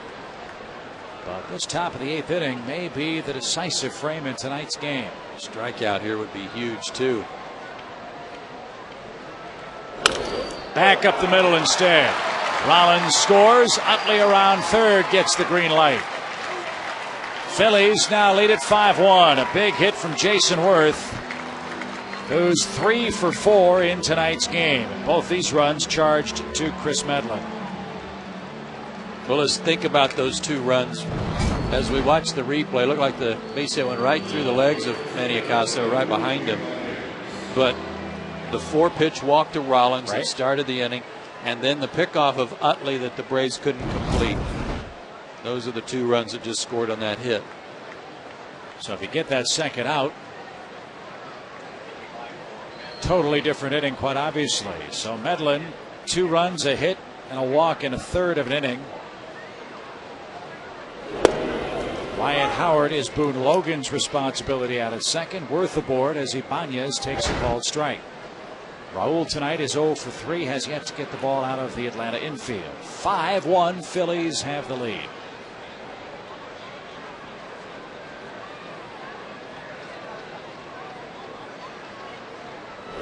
Runners go. Swing and a miss. Throw to third in plenty of time. That's twice tonight. The Phillies have been thrown out trying to steal third base. First time Howard's been caught this year. Utley was 21 for 21 when he got picked off. He would have been caught for the first time this year. Instead, he got a stolen base. Ryan's out by a mile. You don't mind the second out at third base. You hate the first or third out to be made at that pillow. Worth at second now, 2 down. Ibanez in a 2-strike hole.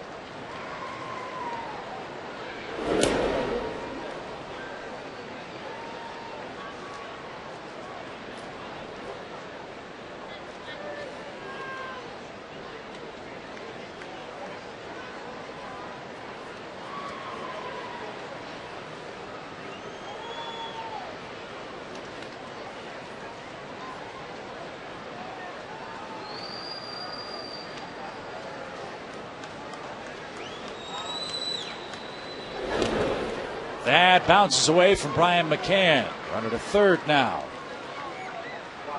Wild pitch. Braves pen has had a rough frame. Just about everything that can happen on the bad side of the ledger has. A walk, hit batsman, wild pitch.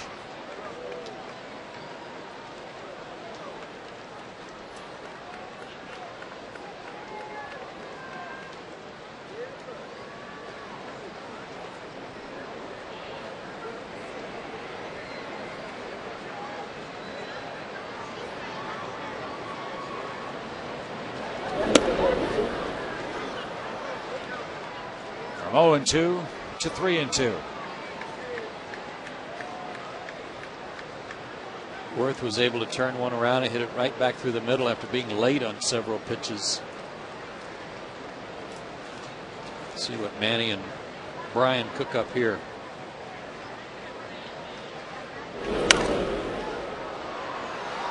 That's a slider.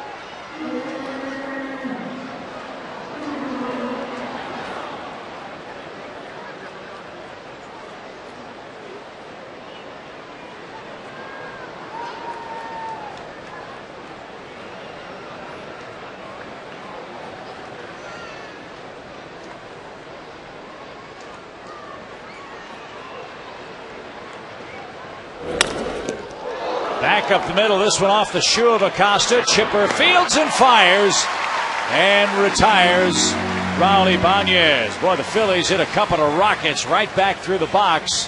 One of them plated. 2 more runs in this 8th inning. Bottom half of the frame coming up.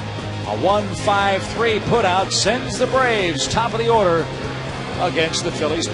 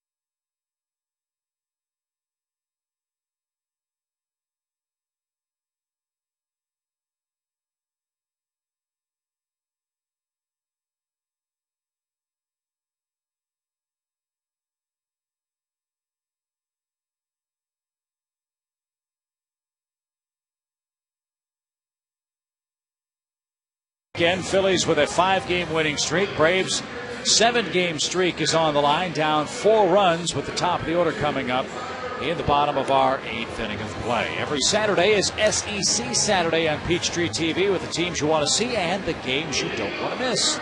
This Saturday, Joe, it's the North Texas Fighting Eagles battling 4th-ranked Alabama live in HD. North Texas and Alabama at noon right here on Atlanta's very own Peachtree TV. Tyler Walker under work for the Phillies after 4 innings of 3-hit shutout relief by Kyle Kendrick. Tyler Walker with good numbers on the year in his 24 outings. He has faced the Braves in 2 games and gave up a couple of runs in 4 innings. Had a 12-game scoreless streak snapped his last time out against the Nationals. But here we are in the Phillies bullpen. Let's see if McLeod can start to make things a little interesting for the Braves. He's 0-for-3 after a stretch of hitting safely in 11 of his last 12. Certainly that 3-1 deficit was not insurmountable against their bullpen. 4 is a little tougher, but even so, got 6 outs to work with.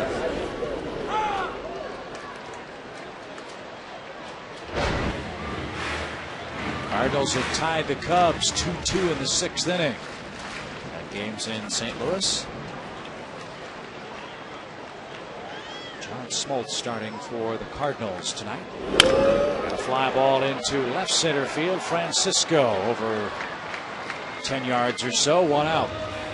Before it gets too late, Chip, I want to send get well wishes to Zach Schmitz, who I know is watching tonight. He's a big Braves fan. He's over at Eggleston's Children's Hospital. And Zach, we want to wish you our best wishes and hope you're feeling better. Come on, Brett.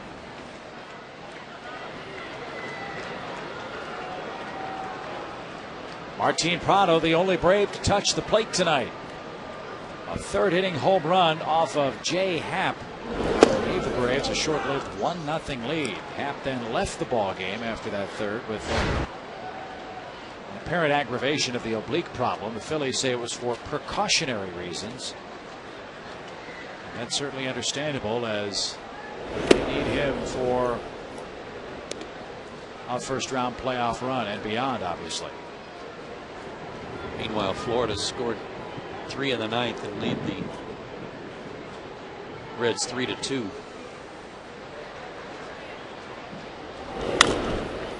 That's off Francisco Cordero, the Reds' closer. Well, the Reds have been playing pretty good ball in the month of August and September. It'll be an interesting story to see what Walt Jocketty has up his sleeves as he tries to retool that Red team that was picked by many to be a very competitive club in the National League Central with what appeared to be a very strong starting pitching staff.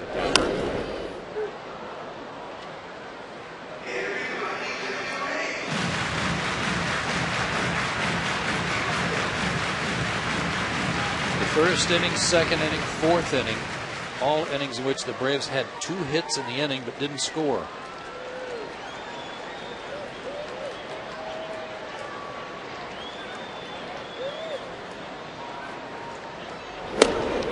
Yeah, that second inning hurt because Diaz was thrown out at the plate. Would have been the first run of the night for Atlanta.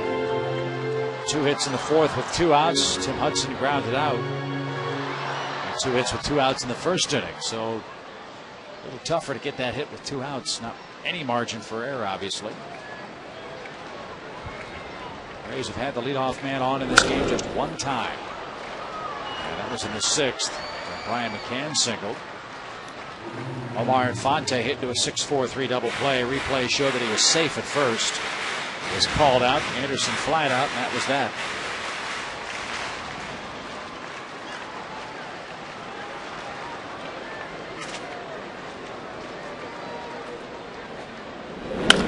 There's a rope up the middle. Prado continues his good work. Just another good at bat, solid at bat, fouling off some pitches that were a little off the plate, laid off that high fastball just before the single. Then got something he could handle, a fastball that he kept his hands inside the baseball, no stride, drives it right back through the middle. Great at bat. Well, let's see if Chipper can run into one here.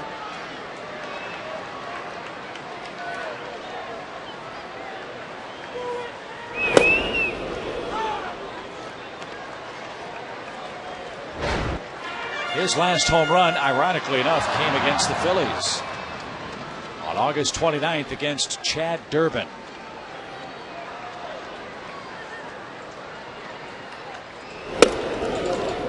While it's great to see Chipper in the batter's box, he's obviously a threat every time he steps in there.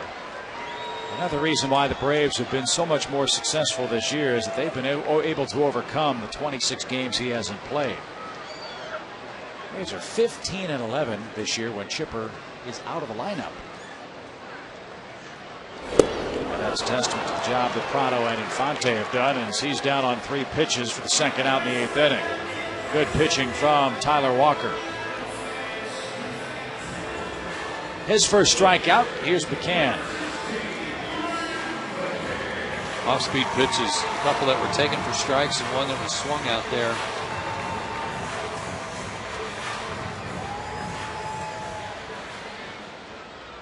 McCann looking for a 3-hit game. He'll take a 7-game hit streak into tomorrow night's second of 3 against the Phillies. Pedro Martinez, Javier Vasquez, the pitching matchup tomorrow night. That's a good one. Pedro 5-0 on the year. Vasquez, the reigning National League Player of the Week, at 13-9.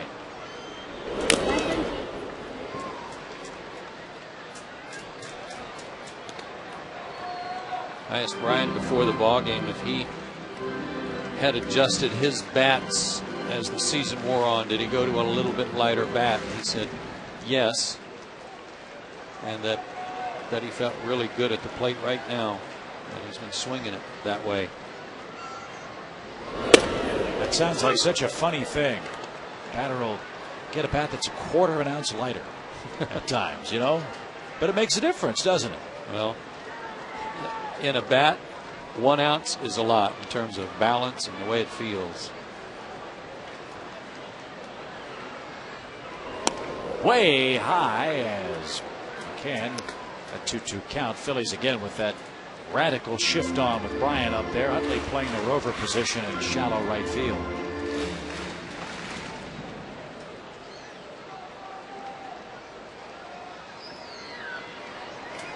McCann 0 for 2 in his career against him.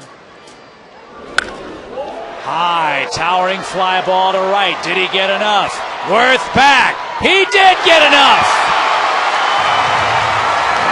And we got a Wago, folks. 5-3. Chip, it appeared that Brian only had one thought in mind there with 2 out. 2-2 count. He was just going to try to go out around something and launch it, and he did. I thought he hit it straight up. High fastball. I was afraid he got under it, and that ball went a long way or have gone straight up. Wasn't deep, but long enough. And Charlie Manuel has seen this an awful lot. He will go get Tyler Walker, 2/3 of an inning, 2 hits, 2 runs, a strikeout, and a long back-of-the-wall scraping home run by Brian McCann. He hit it to the Chief. It's a 5-3 Atlanta deficit here in the 8th inning with 2 outs.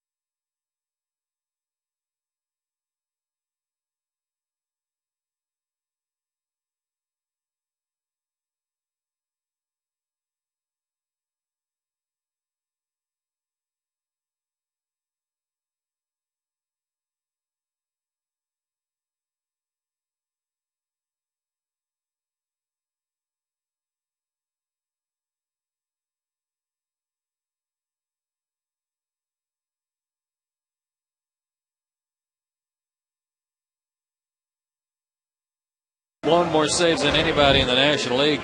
Ryan Madsen, believe it or not, is 3rd, and they're on the same team. He's blown 6. Well, if Lynch can't do it, Madsen's the first option. Charlie Manuel in the Philly papers today said that while Brett Myers, who's had closing experience, is getting himself into mid-season or late-season form, he's really not an option to close right now. So it's Lynch and Madsen. They've got to get it done. As Omar Infante stands in with 2 outs. Well, walking a long ball would be nice. It would tie the game. This guy is kind of hard to figure. He throws hard, throws across his body a little bit, hard for right-handers to pick up. Omar not even thinking about swinging there. Wanting to make him throw a strike. Braves have scored 5 earned runs in 6 innings off of Madsen this year.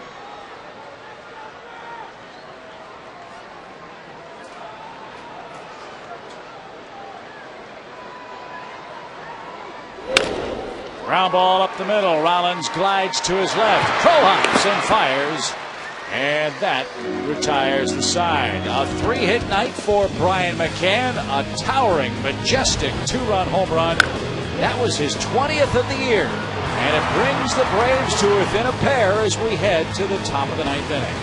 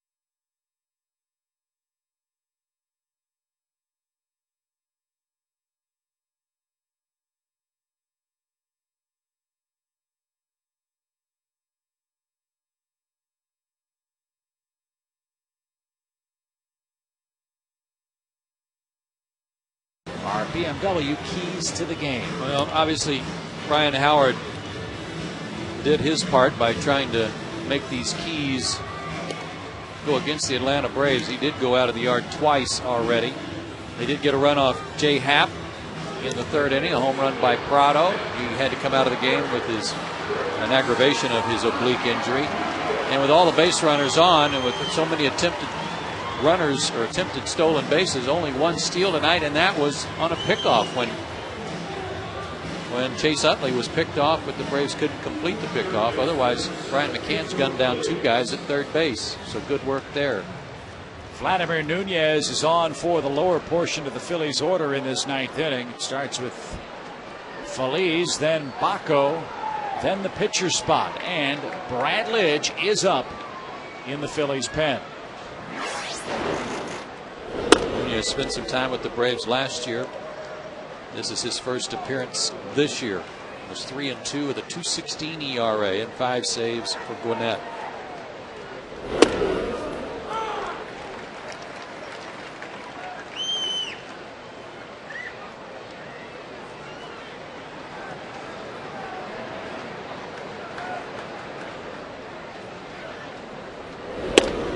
Rockies in front of the Diamondbacks 2-1 in the 2nd inning. Out of Chase Field in Phoenix, that's Jason Marquis starting for the Rockies. They lead the wild card, as you know. 23 games last year for Vladimir. Reds are trying to come back in the bottom of the 9th. It's 4-3 Florida.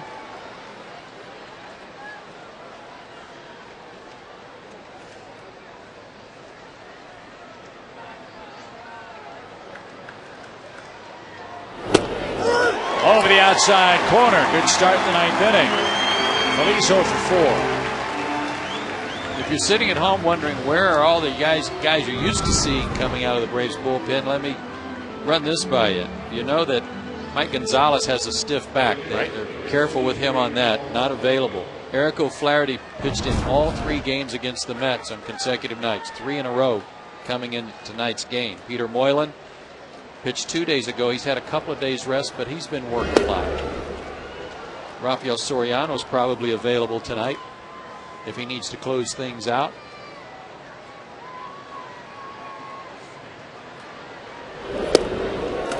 But among the regulars that you're used to seeing, there's perhaps an answer for you as to why you're seeing Boone Logan, Vladimir Nunez, and Manny Acosta tonight.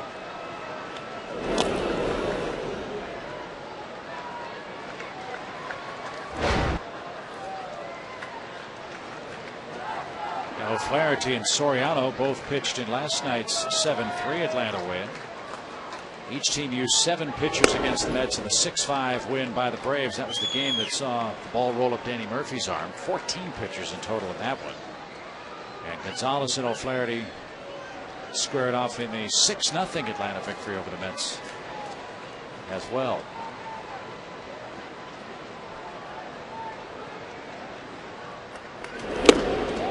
Took a little off from Baco. Now a full count. Leo Nunez trying to close out the Reds. That's 4-3, as you mentioned, bottom 9th inning in Cincinnati. Nationals beat the Mets 6-5 tonight. Mike McDougall, his 16th save for Washington.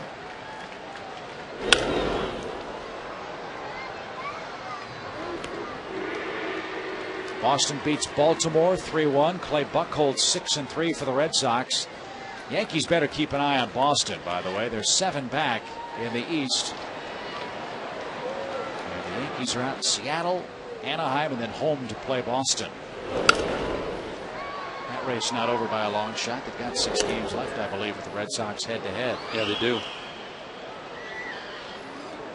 Angels over the Rangers. That's a 2-0 score. Texas just cannot hit. I think they're done. I think they've been shut out 3 times in the last 4 games, something like that. Michael Young said he isn't ready to play again. Josh Hamilton's done for the year.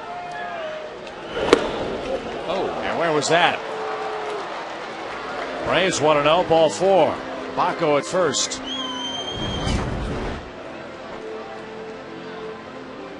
Up, I guess. I'll say this for Chad Fairchild. He's had a horizontal strike zone tonight, so you got to give him a break there, I guess. Matt Stairs to pinch hit here in the ninth inning, and Stairs thinks about one thing and one thing only other than hockey. Yeah. And that's hitting a two-run homer. He had a horrible hitless streak. Yeah, he did, and his season this year nowhere comparable to last season.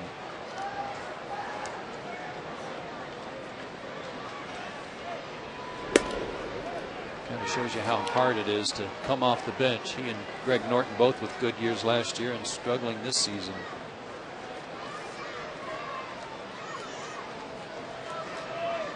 Had an 0 for 30 at one point. But the good news is he broke out of it in a very big way. Grand slam. Yeah. And when he hits him like McCann hit that home run in the 8th. Very high.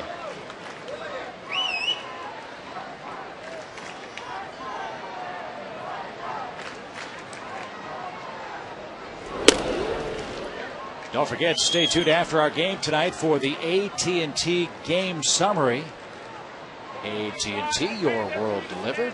Hopefully we can summarize a comeback win for the Braves. Again, Phillies have lost 9 games this year when they've led after 8. That is a very, very high total. That Stairs with 19 pinch hit homers in his career. That's one shy of the all-time major league record held by Cliff Johnson. And the Phillies really have a luxury when Greg Dobbs is 100%. They have 2 very good left-hand hitters, but 2 very different stylistic hitters off the bench.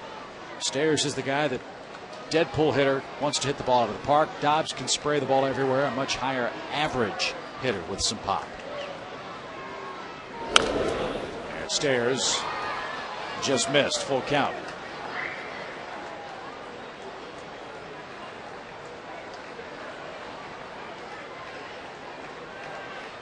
No real speed at first in Baco, so the threat of him running is not too great here. Braves are playing behind him with Stairs, a left-handed hitter up there. And he walks. Back-to-back walks after the strikeout of Feliz. Frank Frisch. Oh, the bases on balls. Why don't you want to manage? That's why. Satchel Paige said it even better. Bases on balls is the curse of the nation. And Stairs will be pinch run for here in the ninth inning. That's Eric Bruntley.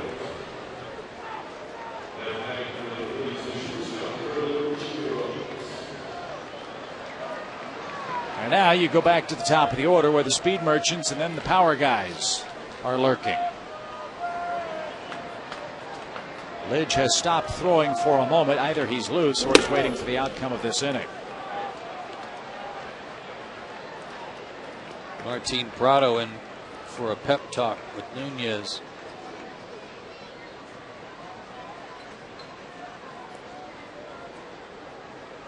Got off to a good start, struck out Feliz looking, and then got ahead of Baco and lost him to a free pass.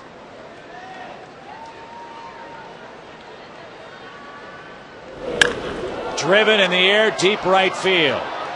Diaz back, track, wall, and Jimmy Rollins hits it a mile.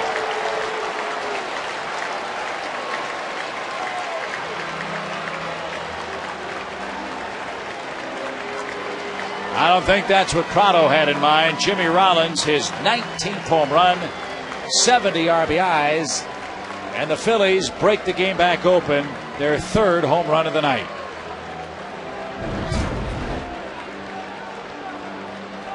Fastball, wanted to get ahead in the count, put it right there in the middle. Jimmy was ready for it after the back-to-back walks. He's a smart hitter. He knows he wants to throw a strike. And after the Braves completely controlling Rollins all year long, he bites him here in the 9th.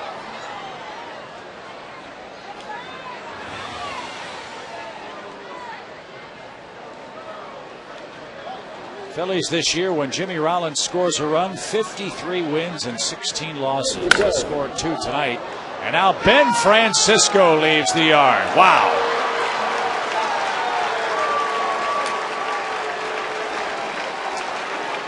Four runs across in the 9th inning. Francisco's 5th homer as a Philly.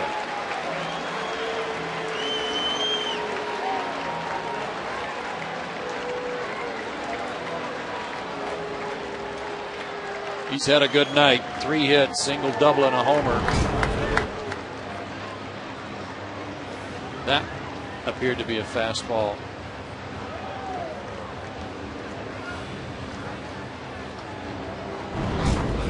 So 208 home runs hit by this Phillies team. Again, the critical plays in this game, not necessarily the home runs, but the walks. Leadoff walk in the 8th led to the big inning. Back-to-back walks to the 8th place. And pinch hitter in the 9th. Rollins and Francisco then back-to-back bombs. And Philly now 9-3 in front. Well, all the runs except for the 2-run single by Worth have been from homers.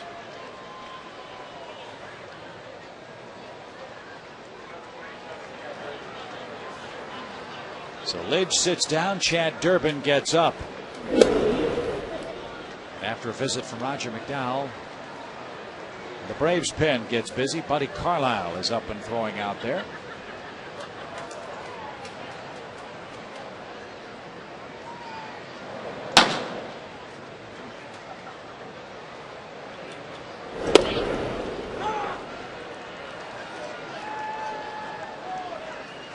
Giants have scored first in Los Angeles. They lead Vicente Padilla and the Dodgers 1-0. Giants still think they can catch LA. Way out west. Eugenio Velez hit a home run for the Giants to start that game tonight. And a liner to third. That ball was smoked by Utley. 2 outs.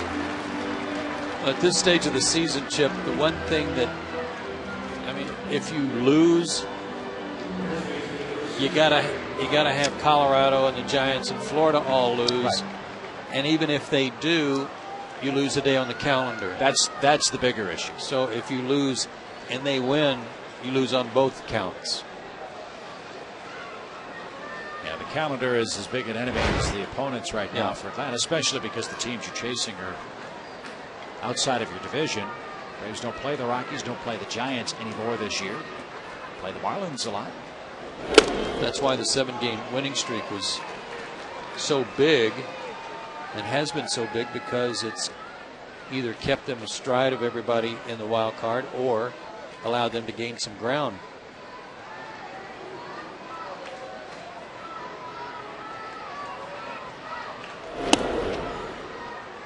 And here's the wild card up to the 2nd.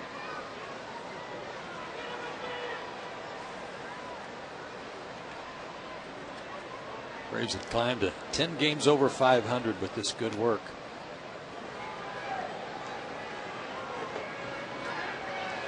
Right spot tonight, Tim Hudson. Playing pretty good. That ball golfed foul by Howard. 3 runs in 7 innings. That was all counted for by the man in the batter's box, Ryan Howard. You take him out of the equation, and Hudson shut him out today. Yeah, right. Can't do that, sadly.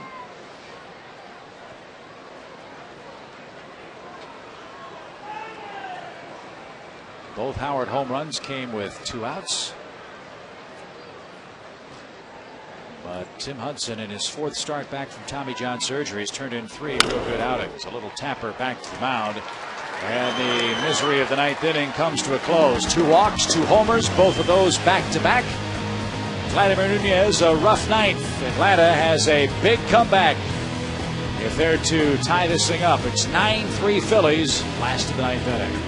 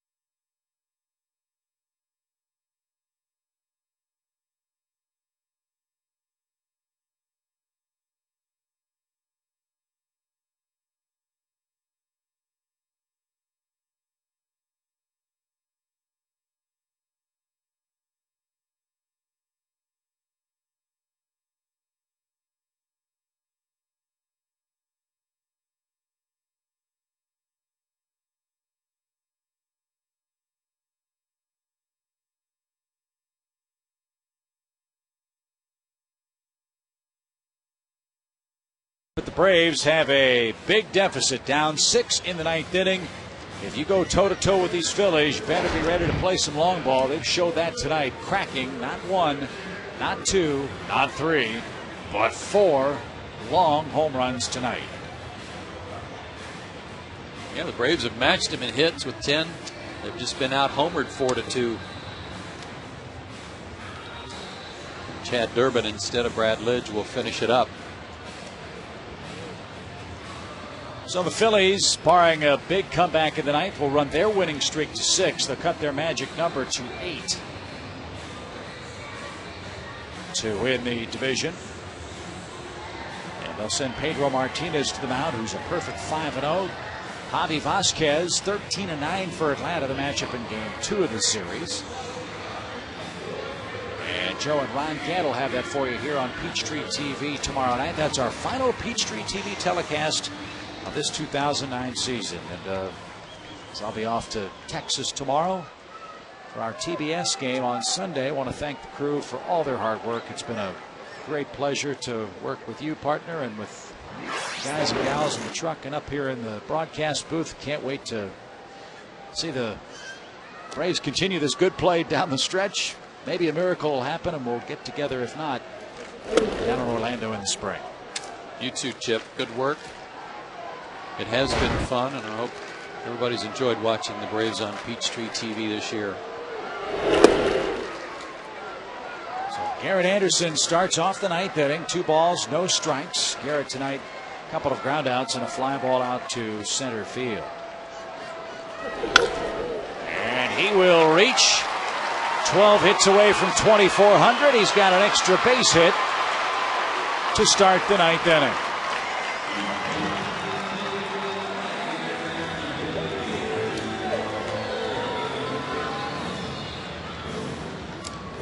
If wishes were horses, beggars would ride. If 4 don't score in the ninth, that'd be a very big hit. Huge hit. And what hurts the most is the way Vladimir Nunez got off. What a start he got off into the ninth inning with a called third strike, and then got ahead of Baco in the count.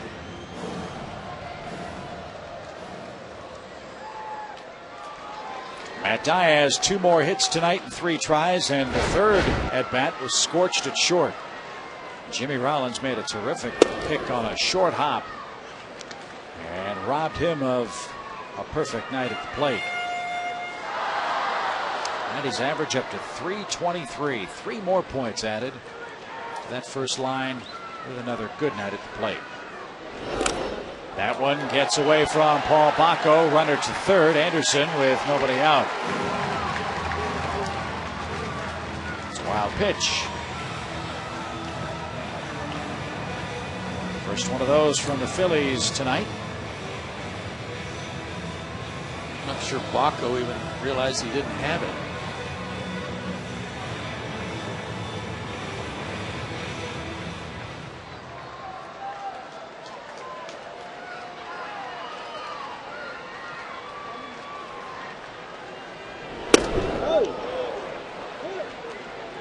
He checked his swing. Yeah, Matt likes to go up and get those high fastballs, but that one was so high, I'm not sure he could have reached it.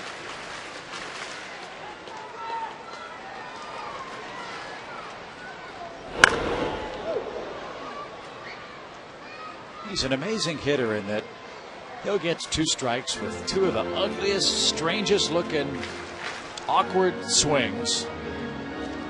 And then with 2 strikes, hit a bullet someplace. Just great hands when he swing. Tremendous quickness. Not that time as Durbin punches him out. Runner at third, 1 away for Adam LaRoche.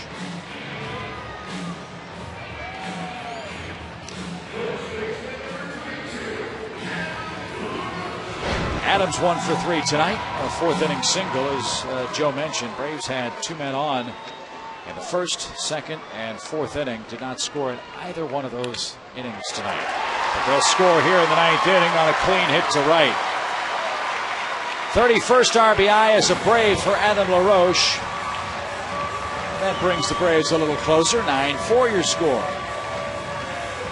Brooks Conrad will pinch hit now for Nunez. Fastball out over the plate, and if it's middle of the plate in, Adams not going to miss too many of those.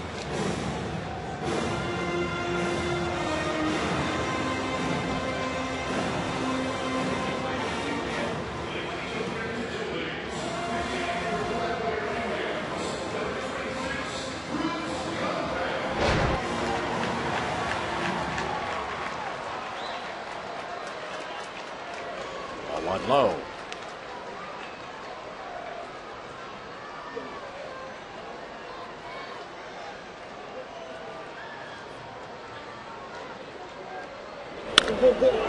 Down the right field line, but hooked into the seats. This guy puts a good swing on it every time, doesn't he?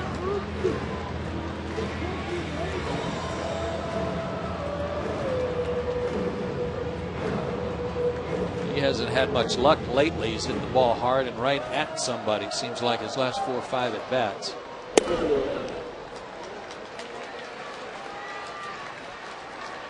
Florida held on and beat the Reds 4-3. That's a final now. Cardinals and Cubs 2-2 in the 7th. Ground ball. Ryan Howard tracks low, throws a bullet to Rollins. Return to first, not in time. That's a play that gave Ryan Howard all kinds of trouble the last couple of years, but not this year. Big man glided over very effortlessly and got the leading runner. A lot of hard work put in with Sam Perlazo in spring training, and it's paid off for him. He's really cut down on his errors.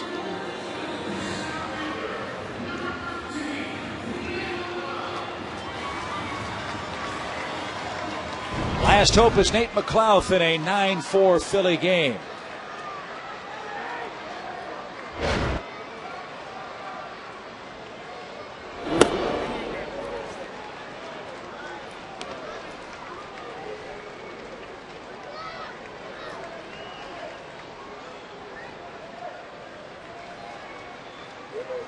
Nate had hit in 11 of his last 12, hitting .413 over that stretch, but nothing tonight. Not yet, anyway.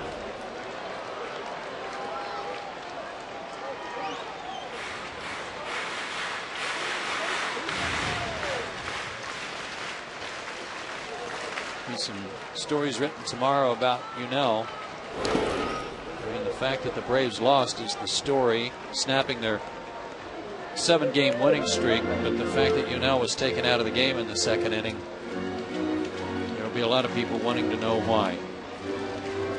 And we don't know the answer, although we can speculate. It's that first inning play where he sort of jogged down to first on an errant throw from Chase Utley. As McLouth pops the ball in the air to left, Raul Ibanez in fair territory has it. And the Philadelphia Phillies win round 1 of this 3-game weekend set. They extend their winning streak to 6 games. The Braves' 7-game win streak comes to a close. 9-4, the Phillies blast away in Atlanta. And we'll wrap it up for you right after this.